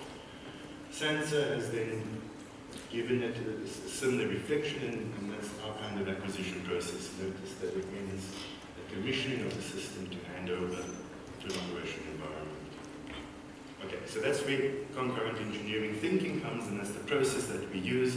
And as you can see, this is to some effect rather sequential, where it is needed to be for understanding. That goes back to what's concurrent engineering. So the definition that the European Space Agency gives is on top over there, a systematic approach, and we're talking about integrated product development, responses to customer expectations, customers, it's product development. And then there's an interesting sentence. It embodies team values of cooperation, trust, and sharing. In such a manner that decisions are by consensus. All right, so in other words, to make this happen, there's a couple of pillars we need. We need an infrastructure that's enabling collaboration, physical environment, physical infrastructure. We need some methodology, some process to follow to facilitate the collaboration. Otherwise, it's just chaos in the room. And then we need a culture. Talking about cooperation, trust, and sharing. So we need a certain mentality of participant and a certain culture in for this process to deliver results. That it brings in the benefits and the efficiencies. So, we do this in a study. What is the study? First, it's all domains for a particular problem. It's maritime or shipbuilding, it's different. In most aspects, but for a satellite, you can have some orbital consideration, you can have some thermals, there's cost, there's a launch, there's a risk, a trade-off, there's a power budget, there's a comms link. The domains that you need to kind of subject matter experts that can contribute to the design and share their guesstimates, their thumbsucks, their rough order of magnitude, feeling around sizing of the system to start with. So it's not all, but most of them, as much as you can fit in one room or / space, but preferably a physical environment with a rapid analysis. So there's an infrastructure, like I said. You're probably going to need some data collection point for integrated design model, and it does iterative calculations rather rapidly. And then, of course, highly iterative. So we need to be able to converge our guesstimates to a solution or find out where the gaps are or not converge and realize that this idea is not feasible within those constraints and those boundaries. So effectively, this is a generic approach, and these studies, whether it's performed around the world, kind of have a similar flow.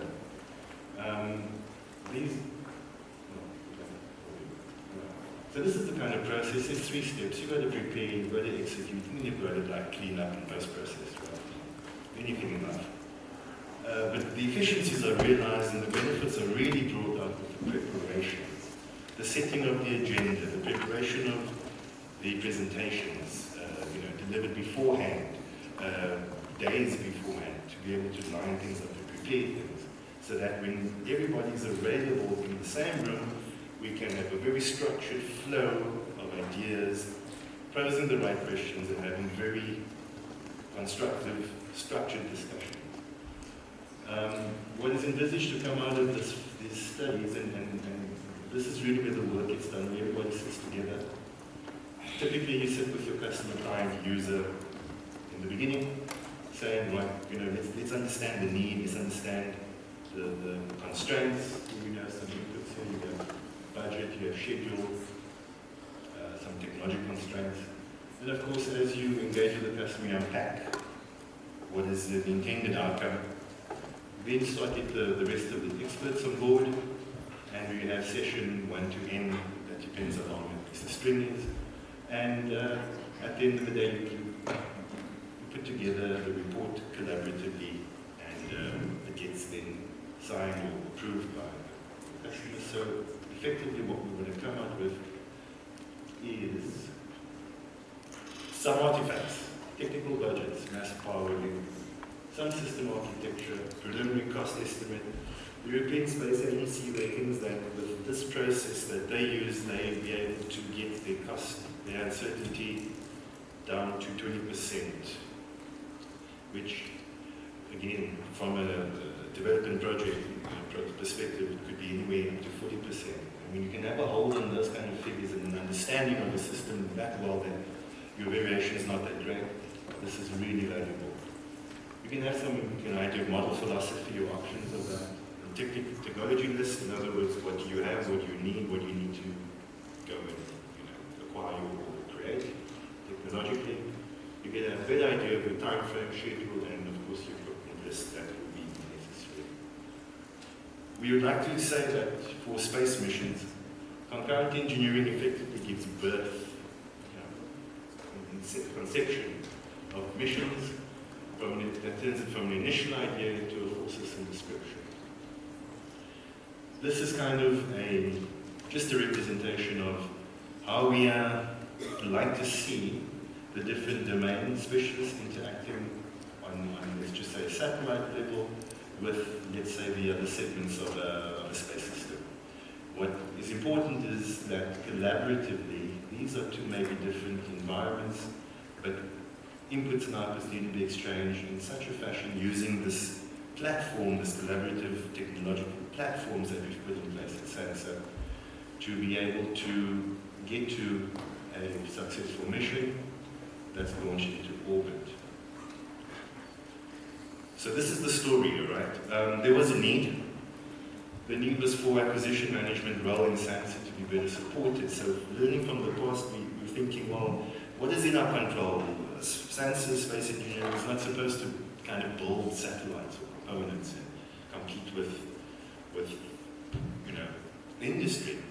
But what we do need to do is become a smarter buyer, to develop good specifications, and be able to control scope in the sense not to be encourage scope creep by a lack of consideration in the development of the specification or the requirements for a mission. And that is solely within the ambit of SANSA's influence and should be normally. So we needed a mechanism and environment to be able to make that happen, so we can do that, repeat it, and make it, get more fluent into that and practice it, because practice makes perfect. So there was a need. Oh, that was a need. So designed to rapidly conclude the phase A, during phase A activities, so submission analysis and concept generation, feasibility studies, etc. By enabling a highly iterative design cycles through collaboration between multiple disciplines. So there was a need. But there was also some organic kind of entities in the environment. And externally, we had a workshop in Hermanus in 2018 with the European Space Agency. Our previous CEO, Val Munsam, you will know, had visited their facility, saw their concurrent design facility, and thought this is really awesome. And we started integrating that idea into our cooperation agreement between ESA and ourselves, there were some study tours done by myself and my colleagues to Bremen, to the German Space Agency, to Nordweg, to the European Space Agency, getting the groundwork done, putting the proposals in place, finding the funding internally to pump that into our organization. Now that was the external environment. Then internally, our Earth Observation Directorate said, hey, but they've got this hardware and the skills, and they need somewhere to work together to make their vision happen. And so that's where Sensor Space Engineering and EO at the time collaborated internally, and we came up with quite a nice result, which I'll show you right at the end. So a need and two levels of collaboration, and voila, we have a working model. So the purpose is to incorporate now the different needs of the different entities. The purpose is to besides the engineering facility as a collaborative platform, we want to have increased utilization of the environment by creating a data visualization center, which allows us to now display our analysis-ready data, products and services developed by our EO colleagues and our space science colleagues, to be able to be displayed on this really cool 9-screen video wall, which is really, really impressive. But the second thing is the collaborative technology platforms. We can use it for other problem solving, for other workshops, for other sessions internal to SANS or to other institutions, to use that kind of facility for their problem solving sessions. Now, for us, there's another step, just to mention 1 or 2 points on this. We have a working concept, but it has not been commissioned yet. It's busy being tested and it's going through commissioning. So there will be a launch of the facility officially at a later point, maybe towards the end of September. But the results are good. The full functionality is almost there. We're waiting for 1 or 2 aspects, things to be put in place. And we are looking at collaborating between multiple concurrent design facilities across the country. So once we now accumulate our lessons that we've learned, and we've now started to plot some kind of a program for the next one we would like to have a complementary facility in a second location or wherever. And that will obviously leverage on the technologies we have and be able to then get greater participation by wider range of skills that is required to do such analysis and such studies. Why? There are benefits. I didn't come up with this. This is just well documented. Lawson and Kalanduka, this is an interesting study. If you have time, which you probably don't. This is a study that they've done across many industries: oil and gas, energy, manufacturing, space, high tech. And these are the numbers, the ranges of the numbers that they had, almost agnostic. They didn't have any bias towards a certain industry. But in the engineering kind of industries, what that says to me is there's definitely a benefit. Even if you get stuff up really badly, there's definitely a benefit. What we would like to do as SANS is to say that we want to have a facility in line with our mandate, a sensor that can support government and industry alike. Industry will more be in the second phase, like I explained before. In the efficient conceptualization, feasibility, definition, delivery of products, projects, and services. because that is the output of this process and leveraging on this technology. We have reduction in time and cost by the compounded effort that gets put in simultaneously by every member in the group, and of course the very structured, rigorous process. The biggest problem with engineering or development projects is, in technical projects, is the amount of rework, scrap, troubleshooting, failure analysis, cause and that, whatever you want to call it. A lot of work is put into that, which is a good learning curve, but once you can have enough minds in the room in a controlled fashion to think through these things, that has definitely been documented to have a massive significant drop in engineering change proposals and the process that goes along with the configuration management. And most importantly, let's get some consistency, raise the standards, and keep the quality where we can. Now, just to give you an idea, this is not my idea, this is quite a long time running in the world. The oldest facility is at JPL in NASA. It claims to be about 25, 27 years old. That is kind of the forerunner. This is Europe, and you can see already existing in this presentation I got 2019 or something from DLR, showing that there are numerous facilities, I think about 17 or something within Europe alone, okay, over those 6 countries. Just to show you the kind of look and feel. This is in academia, Strasbourg, Tosh, I don't know when you were in Strasbourg at ISU. That was happening in 2008. This is the Swiss Space Center in Lausanne, again an academic environment, again very informal. Italian Space Agency went from this, which is kind of our kind of approach as well. Let's start off with the pilot project, let's kind of figure this out, let's learn and make some mistakes. And eventually our phase 2 will be a bigger, more nicer facility capable of participants and integrated with our facility in Pretoria. This is the European Space Agency currently at ESTEC in Holland.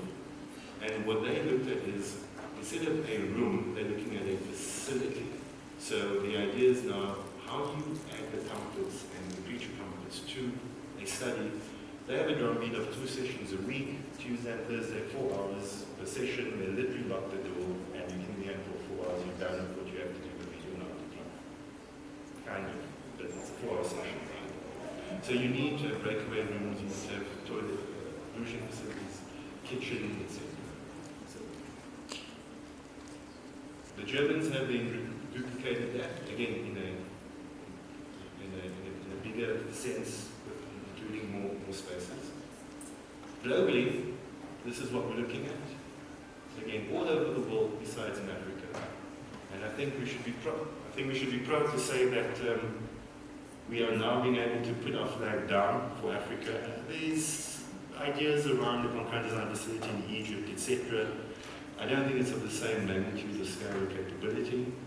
I think we are making a bit of history, guys, by getting a working concept on the African continent. This was our first layout. We're thinking, okay, let's kind of make a facility. That's kind of where it was refined to because of budget and constraints, etc. And that's what we have now. A 16-seater. And if you can see that well, 16-seater. That's 3 by 3, 55-inch video wall. We've got full video conferencing facility, and we are going to be, like I said, launching at the end of September. Preferably it will be announced by concept department. But yeah, that's just sharing that with you. Thanks, guys.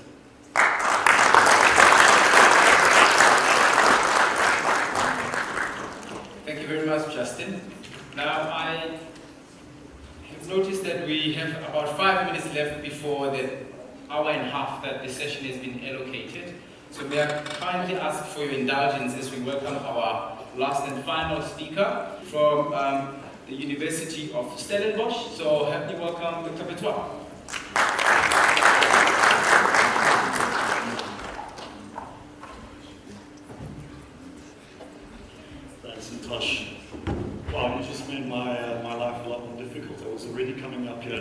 you guys, I must warn you, we've got a lot of material to get through, but I'll have to go warp speed now. It's great to be here. Thank you. Good afternoon, everyone. I was thinking as I was sitting there what I might say to start the presentation, and that's we might seem as rocket builders like a fish out of water in this auditorium, but regardless, I think we've got a future that everyone should be aware of, but also it's just wonderful to be immersed in this sphere of the industry. So thank you for having us. We really do appreciate that. That's not my presentation, though.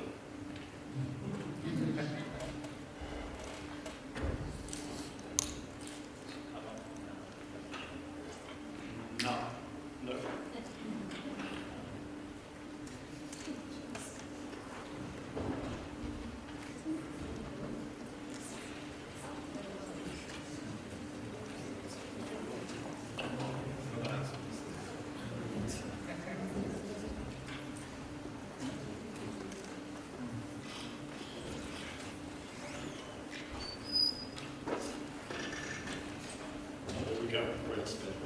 Thank you. All right, so I'm going to jump right in. Let's set some context to this. It's a well-known fact that Africa lags in many respects. It doesn't have to remain that way. So this is kind of the message we want to get across as the research group, ASREG at UKZN.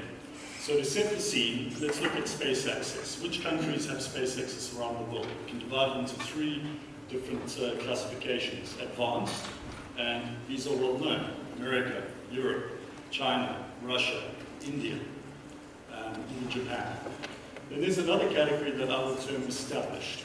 Okay, so these countries take payloads into space and build their own launch vehicles reasonably regularly, and they've got some sophisticated functionality to them. And then there's another category called underdevelopment. So I'm talking in terms of kind of government linked here, not necessarily. I'm not talking about a bunch of small launch vehicle providers that are popping up all over the place, either on paper or with some investment rounds. These are strategic capabilities. As you can see, Africa's pretty empty there. Then we bring up the BRICS countries. We're the only country in the BRICS group that doesn't have an existing space launch capability or something under development. And then we pull up the G20 countries, and you can see again, Africa's got a very lonely mascot there at the bottom of the continent. So you could probably pick up a linkage here between economic development, state of economic development, and the fact that a country has a space access capability, or is in a group of countries having a space access capability.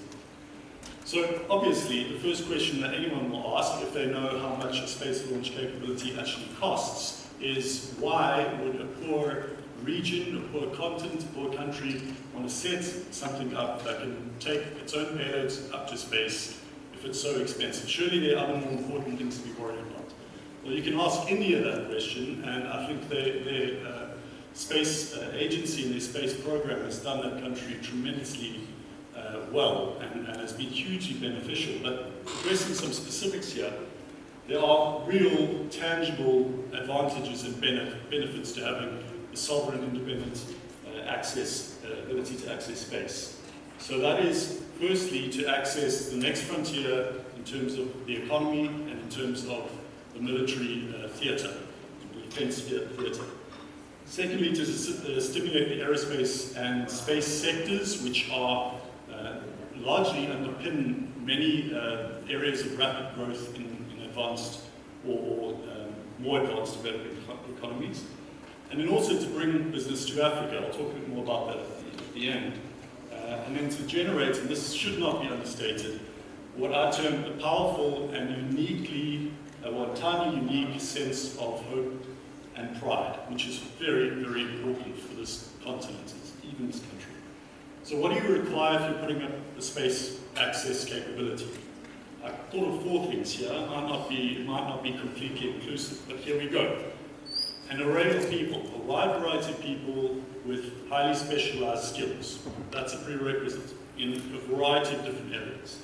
Number two, technology building blocks. So you've got to have the technological sort of foundations in place for the actual equipment that's going to be doing the flying.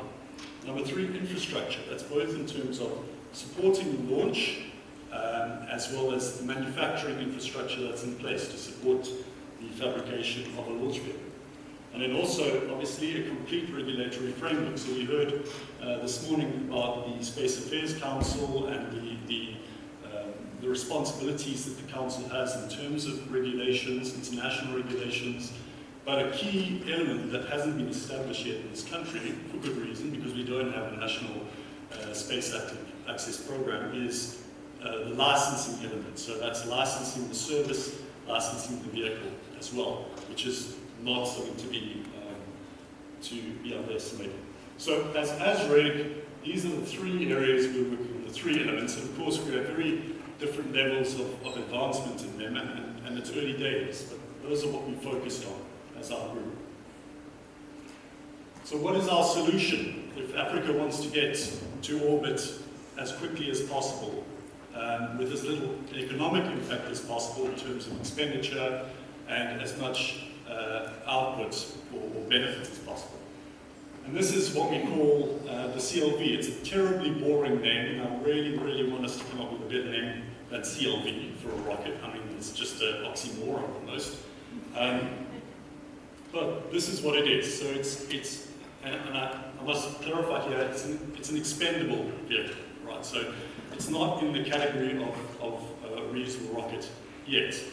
Let's start with expendable. It makes more sense in many respects if you want to get to the finish line quickly.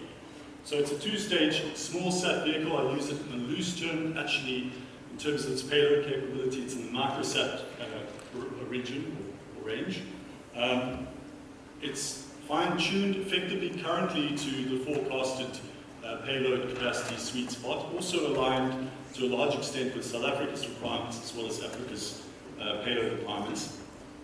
And it's a very pragmatic concept, right? So everything about the vehicle, the entire architecture, all the elements of that architecture are based on pragmatic decisions to accelerate development and reduce capital expenditure for development. And then finally, it's important to note that the idea behind it is to put together a bunch of technologies that have really proven their mettle in the aerospace industry over many, many years. Put them together in the best fit for what the vehicle needs to do and for what South Africa, or what capabilities South Africa, and to a large degree Africa has.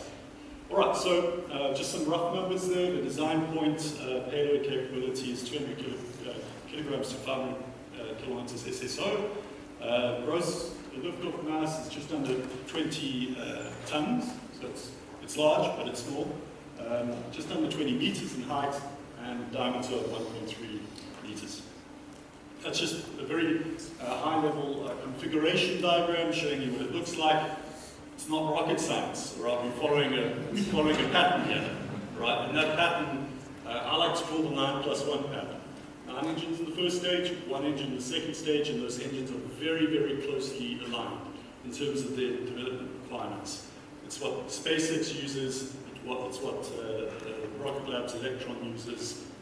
Makes a lot of sense. Anyway, the unique thing about, well, the key thing, one of the key things about the CLV is the fact that its propellant pumps are powered by an electrical source, not a thermal source. Right? So it's got a whack load of batteries at the bottom, just above the engines. You've got your propellant tanks, propellants, liquid oxygen, and kerosene. In fact, the way that the vehicle's designed, it can use Jet A1, jet fuel. Very, very straightforward. And then, of course, there's an interstage structure that houses the upper stage engine, just one of them, its own propellant tanks, and of course the business end, that's where the expensive bit goes, the top, with fairings around it. Based on some internal modeling we've done, we developed some code essentially to guide the design optimization process, remembering that this is still at a fairly high level, but we were able to get data such as this, which is useful, because it gives people a quick idea of what a vehicle of this nature is capable of achieving. Now, there's a roadmap to this, and I'm spitting out all of this material first before introducing the group to you, because it needs to set the stage. So the elements in this roadmap are what we call the ABLE engine, the Sapphire engine, the Steve, the suborbital test vehicle, then a cluster test arrangement of those 9 first stage engines, and then the CLV launch system. So it's not showing by any means everything that needs to go into the creation of this capability, but it's a critical thread that runs through it. Okay, now you guys can hear a bit more about what we do. We're ASREG, Aerospace Systems Research Group, started in 2009 by my colleague Mike Brooks and myself, and it's grown from strength to strength. So we started off with some very vague mission statements, and now we get into the point, and that is to take African payloads to orbit as Africans, right? So not relying on anyone else but ourselves to do the job. We've got 3 focus areas. On the propulsion side, liquid and hybrid rocket propulsion technology.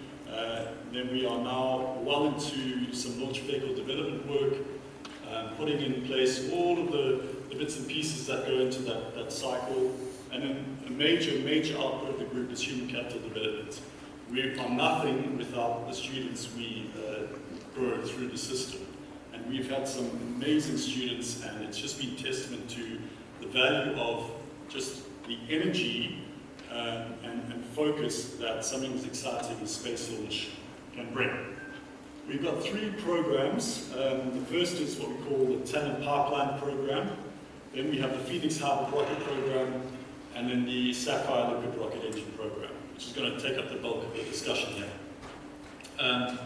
What I have to say, right, not just because we're going to ask for another funding grant at some point, what we have to say is, without the DSI, we would not be here, right? So, again, I say this regularly, but I need to.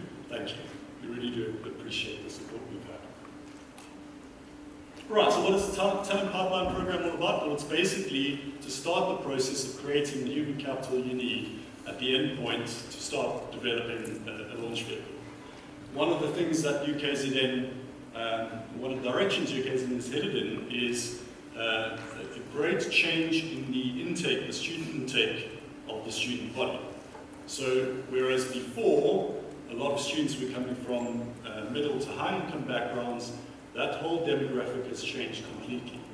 Almost, well, a significant portion of the student population is from poor backgrounds, and you can really see it. They're desperate to learn, and what we need to do in order to get historically disadvantaged students into the ASREG postgraduate program is to do what we do with the Talent Pipeline program. So what we do is basically we want to expose students of any student that comes through the mechanical engineering department at UKZN to operating in an aerospace engineering environment. And we do that with some targeted final year projects, with dedicated bursaries. I'm mixing the words around there, but dedicated, well-resourced final year projects, targeted bursaries, as well as engagement interaction with the lower levels of the students in our department. All right, Phoenix program. Yeah, it started out with some lofty ambition to take a hybrid rocket into space. We realized very quickly that that was not the best way of doing it.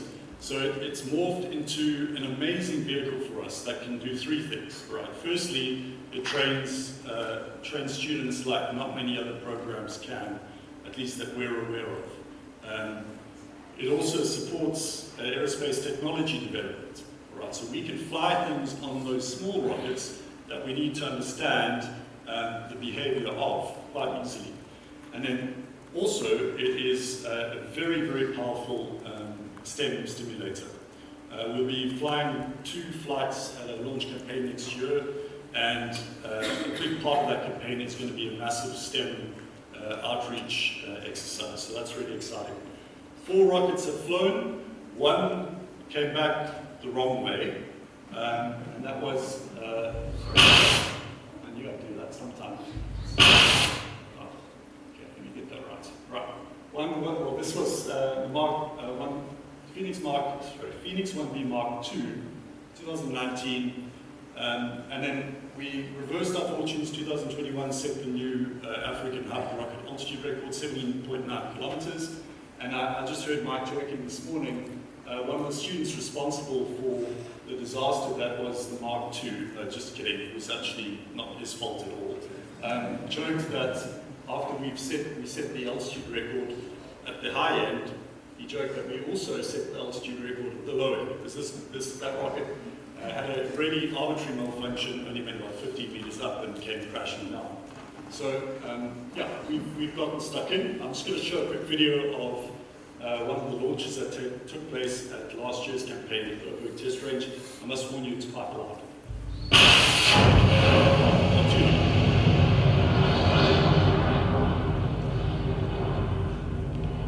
that is a really pretty picture, and we got a whole bunch of other pretty pictures. It was a tremendous success. Right, the Sapphire program. What is the Sapphire program all about? Well, it's basically to develop engines that something like CLV can use. Because it's an expendable vehicle, the engines have to have a certain characteristic. They've got to be very robust, they've got to be cheap to make, they've got to be cheap to develop, and they've got to be quick to manufacture. Because if you're going to be operating at least competitively, there's going to have to be rapid launch of these vehicles. It's also the technological elements of it are tailored to what South African capabilities are. It's very, very important. It features ablative chamber cooling, which is a very robust way of cooling rocket engine chambers. It's not the most efficient way, but again, it gets us to the finish line much, much more quickly. And then, of course, as I mentioned, we use electrically driven propellant pumps. The combustion chamber itself, pretty stock standard, silica-phenolic ablative thermal liner. It's a composite that can withstand very, very high thermal loading.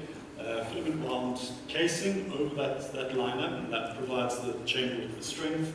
And we've actually just started the manufacture of the first prototype, we started the process of the process, if you know what I mean. Okay, some basic parameters here. It's just short of 3 tons of thrust. It has a fairly low chamber pressure, 35 bar. If you look at the Raptor, you've got above 300 bar. That's SpaceX's latest creation. And it has a burn time of about 160 seconds. Right, so those are the numbers that come out of our design optimization process. As I said, we've started the process, which is very exciting, the fabrication process. At 8 o'clock this morning, I got a message from one of our amazing industry partners, Petrowell. They specialize in composite manufacture, and we've been working with them very closely on coming up with capability to make these composite combustion chambers. And this came out of the oven this morning at 8 o'clock. And we were hoping to bring it here, it wasn't quite ready, but it's really, really exciting. Okay, propeller injectors, we need those to basically introduce the fuel and the oxidizer safely into the combustion chamber so that they can burn and create thrust. What you see on the left-hand side is our primary injector design using conventional manufacturing techniques, not necessarily mainstream manufacturing techniques. And that's about to go into fabrication imminently. And then we're also working on another prototype injector, which is additively manufactured. And that's basically going to allow us to gauge what value additive manufacturing has in terms of this component. We've had an interesting learning journey with additive manufacturing, and it's quite clearly, to us, not the silver bullet. It works really well in certain applications, not so much in others. Then on the electropump side of things, just to give you a bit more context, a bit more detail about how the system runs. Traditionally, rocket engines, liquid rocket engines have pressure fed into them by pumps. Now, normally these pumps are fed by thermal energy, by a combustion process of some type. In the case of the Sapphire engine, which is similar to the Rutherford engine of the Electron, Rocket Lab's Electron. We're using an electrical energy source, a lithium-ion battery, that powers motors, electrical motors which drive the pumps at very high speed. So you can see on the right-hand side there, some additively manufactured components, some trial components we've already started with. The fluid dynamic designs are done, and we're now starting to procure all of the elements of the electrical system. Some are much more difficult to find than others. The electrical motors we're using are right outside the commercial off-the-shelf envelope when it comes to electrical motors. So we've had to work really hard to find a supplier that's capable of doing that. The Able project was our first shot at operating a liquid rocket engine, and it was a resounding success. What we wanted to do with the program was to essentially develop a rocket engine that kind of like a technology demonstrator that reflects key elements of the Sapphire engine, the engine that will actually fly on the CLB. So the Able was a big, fat, stout engine, and we were able to test a whole bunch of things with that engine very, very safely as well, which is a good thing, seeing as it was the first time we were doing this. The other element of the project was developing a test facility for the engine, and it is a very complex thing to do, to come up with everything that that engine needs to run in a safe manner and in an effective manner as well. So, as I said, the campaign really, really successful. We hit all of our test objectives. We did quite a cross-spectrum of performance assessments. So, what it ended up being was the second most powerful liquid rocket engine ever developed by a university in the world, which is quite something we're very proud of. You might have heard about the launch campaign that NASA undertook in Australia recently. They like to think that's in the southern hemisphere. I think it was 4 degrees beneath the equator, so I don't know if that qualifies as the southern hemisphere, but being able to launch from OTR is a different paradigm in terms of observing southern hemisphere skies, so that's really exciting. It'll allow a lot of research to take place terrestrially, and I think that's really, really important. Even if it's foreign agencies flying out, it's going to be so impactful. And effectively what this is, once that first space mission takes off, is it's going to be the first independent gateway for Africa to space, which is really, really exciting. Again, it's going to be located at OTR. We finished all design work on that, and we're about to send it out to tenders, so that should be in place about mid-year next year.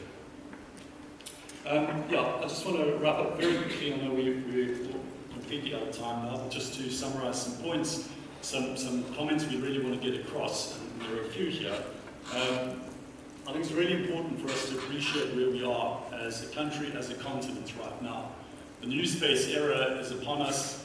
It's changed the game in so many respects, particularly in terms of space launch. It's now so much easier to develop a launch vehicle, to launch satellites that are so much smaller than they've needed to be before.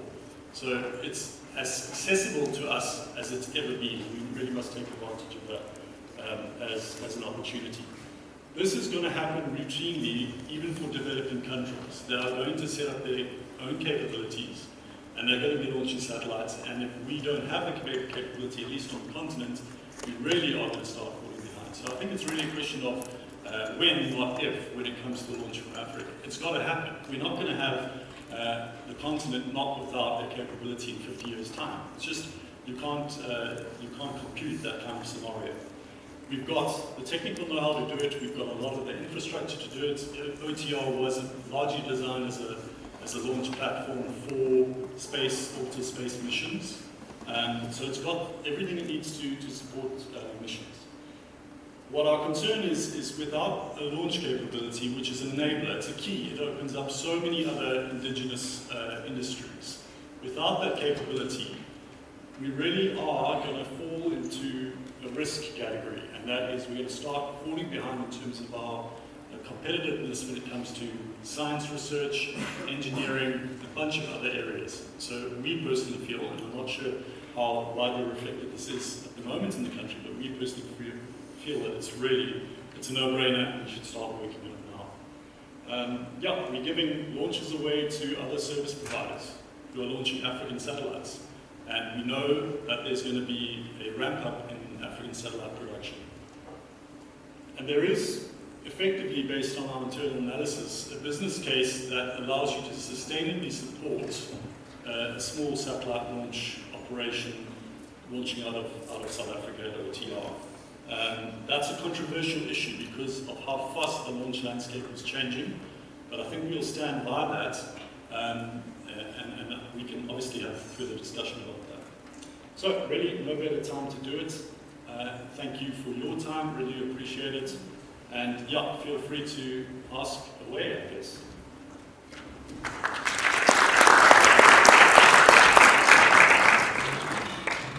Thank you very much, Dr. Petois. And with that, I think let's go straight into the questions. I had asked you to please stick around for a little while longer, which you did, for which we are grateful. And I'm going to ask the same of my presenters, if you don't mind just sticking around for a while longer for any questions and any engagements that members of the audience may have. So with that, I'm going to open the floor now for questions. Let's see if we have any on Slido at all. And while they're sorting that out, I'm not sure if there are any immediate reactions from the room. I think they've all been stunned into silence. Oh, there we go, there's one over there. I'm not sure if there's a, oh, there we go, there's a mic. Yes, thank you for a fascinating presentation on many topics. In terms of the CLV program, the big question, of course, is how long and how much until we can actually place orders on South African launch vehicle.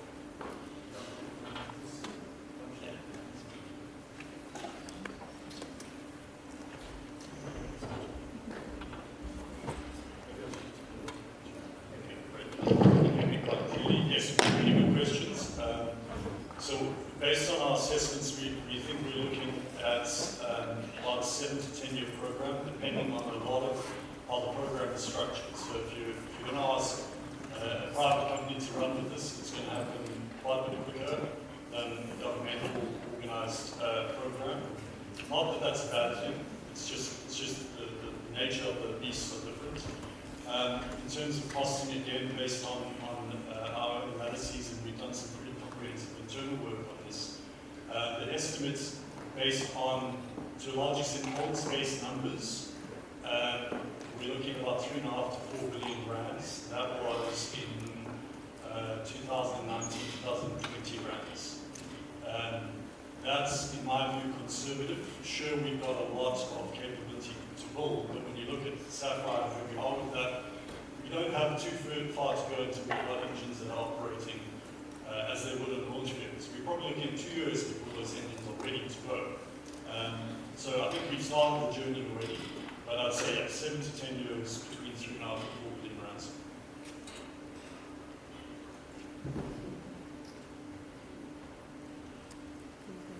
Thank you. I believe that was covered. We have quite a number of questions on Slido, so we're not going to go through every single one. But one that I would like to bring up here is to Nyameko. Firstly, well done on work done at CPUT. Is the university considering translating these developments and studies into early university curriculums in the near future?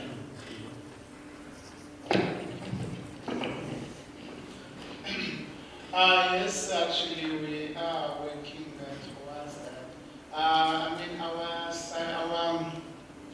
in our department of electrical and computer engineering, we set up a CP as a research center. But right now we're looking at, because now there's a little bit of change in curriculum, and then we want to make a complete satellite engineering master's degree completely. So it's going to be an academic program. So I mean, due to the past 2 years, we didn't have enough intake of students to start the program, but hopefully next year once we do have subjects that are mainly for space space engineering. Yes. So we are working towards that. Oh, fantastic. Thank you for that. And the next question is for Simpiwe. And the question is, has the SA-GEO detected any fires from space? If not, what challenges did you face?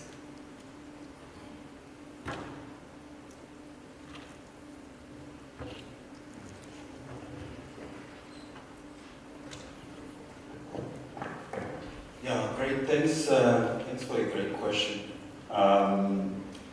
Yes, we have had challenges in terms of detecting fires from space, and that was actually the whole point of the project, was that we would get our payload to space as soon as possible, so that we can start experimenting. So there has been challenges, as to be expected, because the atmosphere that the signal has to go through has a significant impact on the detectability, and also I think the pointing accuracy of the satellite as well. It's very difficult to tell whether we are in the field of view, the fire is in the field of view of the sensor, or not in the field of view. So we've had challenges, and I think the biggest challenge was what happened, I think, in February, March this year, where there was a geostorm that basically meant that we were not able to receive more data from the satellite. But I think the work we are doing now on the UAV will allow us to do much more experiments to start to see where we start to lose the signal. So we are continuing with performance analysis. Great, thank you for that. I hope that answers the question to whoever had posted that. The next one is for Simon. You mentioned that you have backup generators at SANSA Space Operations. How does the shortage of fuel strikes in the fuel industry in the midst of load shedding, how has that affected your operations? Yeah, I mean, we are affected when there's a strike and the fuel shortage. But you must remember that load shedding lasts for 2 hours normally. And I think the last time it went up to 4 hours. So with our 10-week, our 10 days storage capacity, we can usually run without being affected by that 4-hour window. Even if they go to stage, I think 6 or 8, we should be able to continue with our operations. And then the other thing is that we only have a problem when after the load shedding, then there's a cable theft. So in that case, then the load shedding or the power outage lasts more than 3 days or so. But then we have a contingency in place whereby we can source fuel to replenish our storage capacity. And recently, the government has made some arrangement with some fuel suppliers whereby our government entities can just go into that database of suppliers and we can get that fuel at whatever rate that was agreed with the government. Thank you. Thank you, Simon. And the next question is open to any of you. Pat, Justin, you might want to give it a go first. The question is that the space industry in South Africa is small. You have the same people serving for years in the same sort of companies. What do you think are the limitations to inclusivity and growth as a result of the size of the industry? Again, open to any one of you. I just thought, because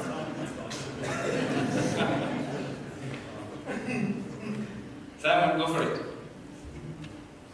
Let me just attempt it, and one of my colleagues here will. Within SANSA, I think there is a function of which is called industry development and incubation. I just don't remember where it falls under that. There is a function like that where they go and stimulate the market and all that. So if those people are players or the known players in the market, SANSA is actually required to be able to stimulate the satellite market and participate. Right, thank you for that. Perspectives from colleagues from other entities? Okay, now I was just going to add to that. I mean, I do believe that we are going towards the question, President, just from the top of my head. Within the past 10 years, we have a lot of space-oriented companies, either beyond a subsystem level or be it on a mission level. So there is quite a lot of interesting activity, but we're not going to, within a few years, this huge. The activity is starting, but I believe that the results are starting to show. Considering that we started this in the last 10 years, 9 years, 10 years, it's about Facebook. So I don't think that we should be positive. Absolutely. Now, if I could add my 2 cents worth, oh, there we go. Justin, please. Could you repeat the question? It's a long one. Right, so the question is, the industry in South Africa, the space industry is small in South Africa, and you have the same people that basically have been in different companies for many years, and as a result of that, what are some of the limitations to the inclusivity and growth of the sector as a result of that? Well,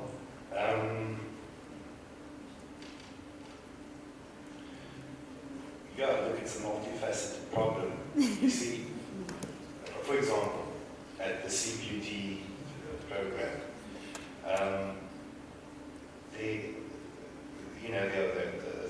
an HTTP program and people are going through, and then they, get competent and they get experience, and then they get hired. Wow. And then they don't have people to continue the program. So like I said, it's multifaceted. We need to get a lot more investment into getting people aware in the STEM, and that work is essential. You're planting seeds that will only really show any kind of life years down the line, which we need to think pipeline. We need to have a long-term view of what we want to do in space. We understand this, fiscal cycles and budgetary cycles as they are. As a government entity, that's what we rely on. Organization from a science's perspective. And so we are ambitious. We come up with certain plans, frameworks or strategy in line with the NSS. And we would like to know that we can plan on that. Because you give a bursary, and the first question, from an engineering perspective, the first question the student asks is, what's your graduate program? And sometime years ago I had to stand and go like, can't answer you on that one. And the first thing the engineering student, prospective student says is, no thank you, I'm going to ESCOM, or I'm going to another place that gives me burst, because we know that a degree with no experience equals nothing. So that's from an engineering perspective. So SANSA, for a while, we've been trying to work on a graduate program. But again, there's another aspect around us not being able to give undergrad bursaries, so losing all the good talent to the ESCOMs of the world back in the day. Right? I believe that's a pipeline perspective we've got to have, we've got to build, we've got to create, we've got to think that long, we've got to be idealistic, we've got to really, who else is going to do it? Yes, maybe we are failing. That is one of the skills available in industry, and there's hiccups in the pipeline. Like Mr. Quella said, we need to be honest with ourselves. There are good things, and the good things speak for themselves. And to be critical on this level, it's sobering. What we then need to understand is, what are we doing that is enabling the industry? Because our mandate is SANSA, and I can speak for SANSA only, not for the other institutions. As we need to grow, we need to serve the industry. In the long and short of it, you can go to the Act and go read the tenets there, but that's effectively what I believe we should, from an engineering perspective, be able to do. And so the CDF, for example, we're trying to get a capability and understanding on how to bring efficiency benefit into the process, so that a new engine, a new propulsion system, we can enable this rapid product development in industry. That's one little aspect. It's not a hang of a lot of cash to get that up and going. We're looking, Mr. McDowell was referring to the OPEC facilities. This is enabling industry, right? The growth is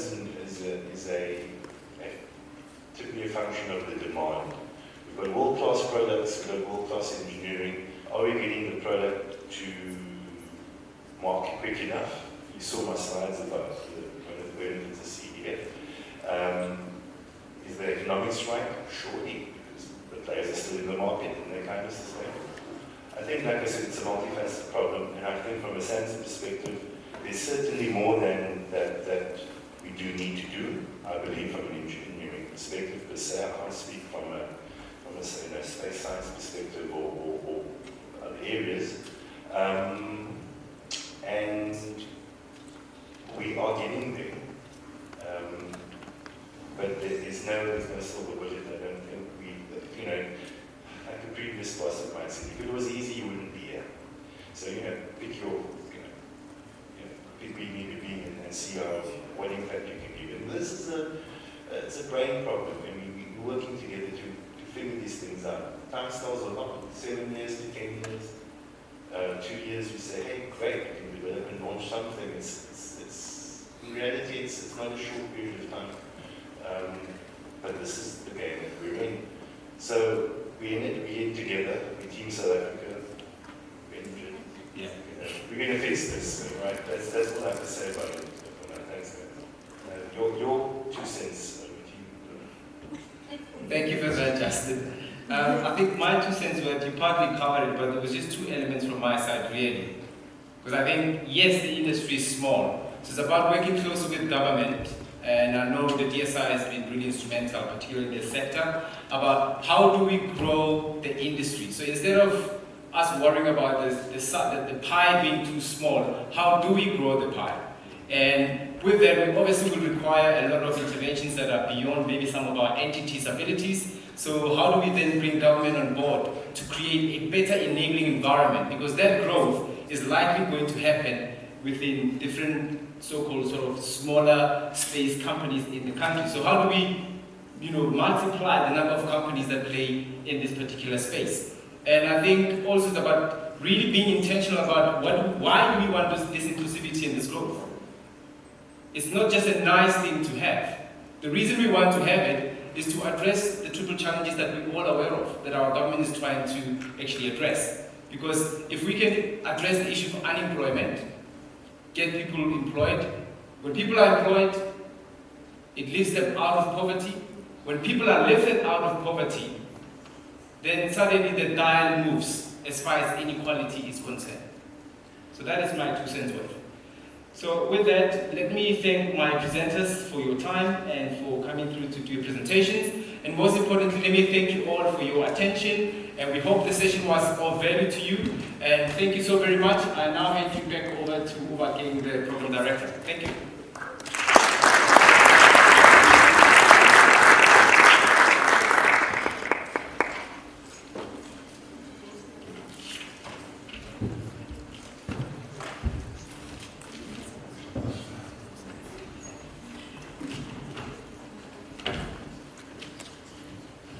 Good afternoon, ladies and gentlemen. I think we have broken the record. This is proper African time. It is almost 5 o'clock, and we are just quickly going to wrap up the session. Thank you so much for staying until the end of the session. I am going to have Advocate Lulu present more gifts.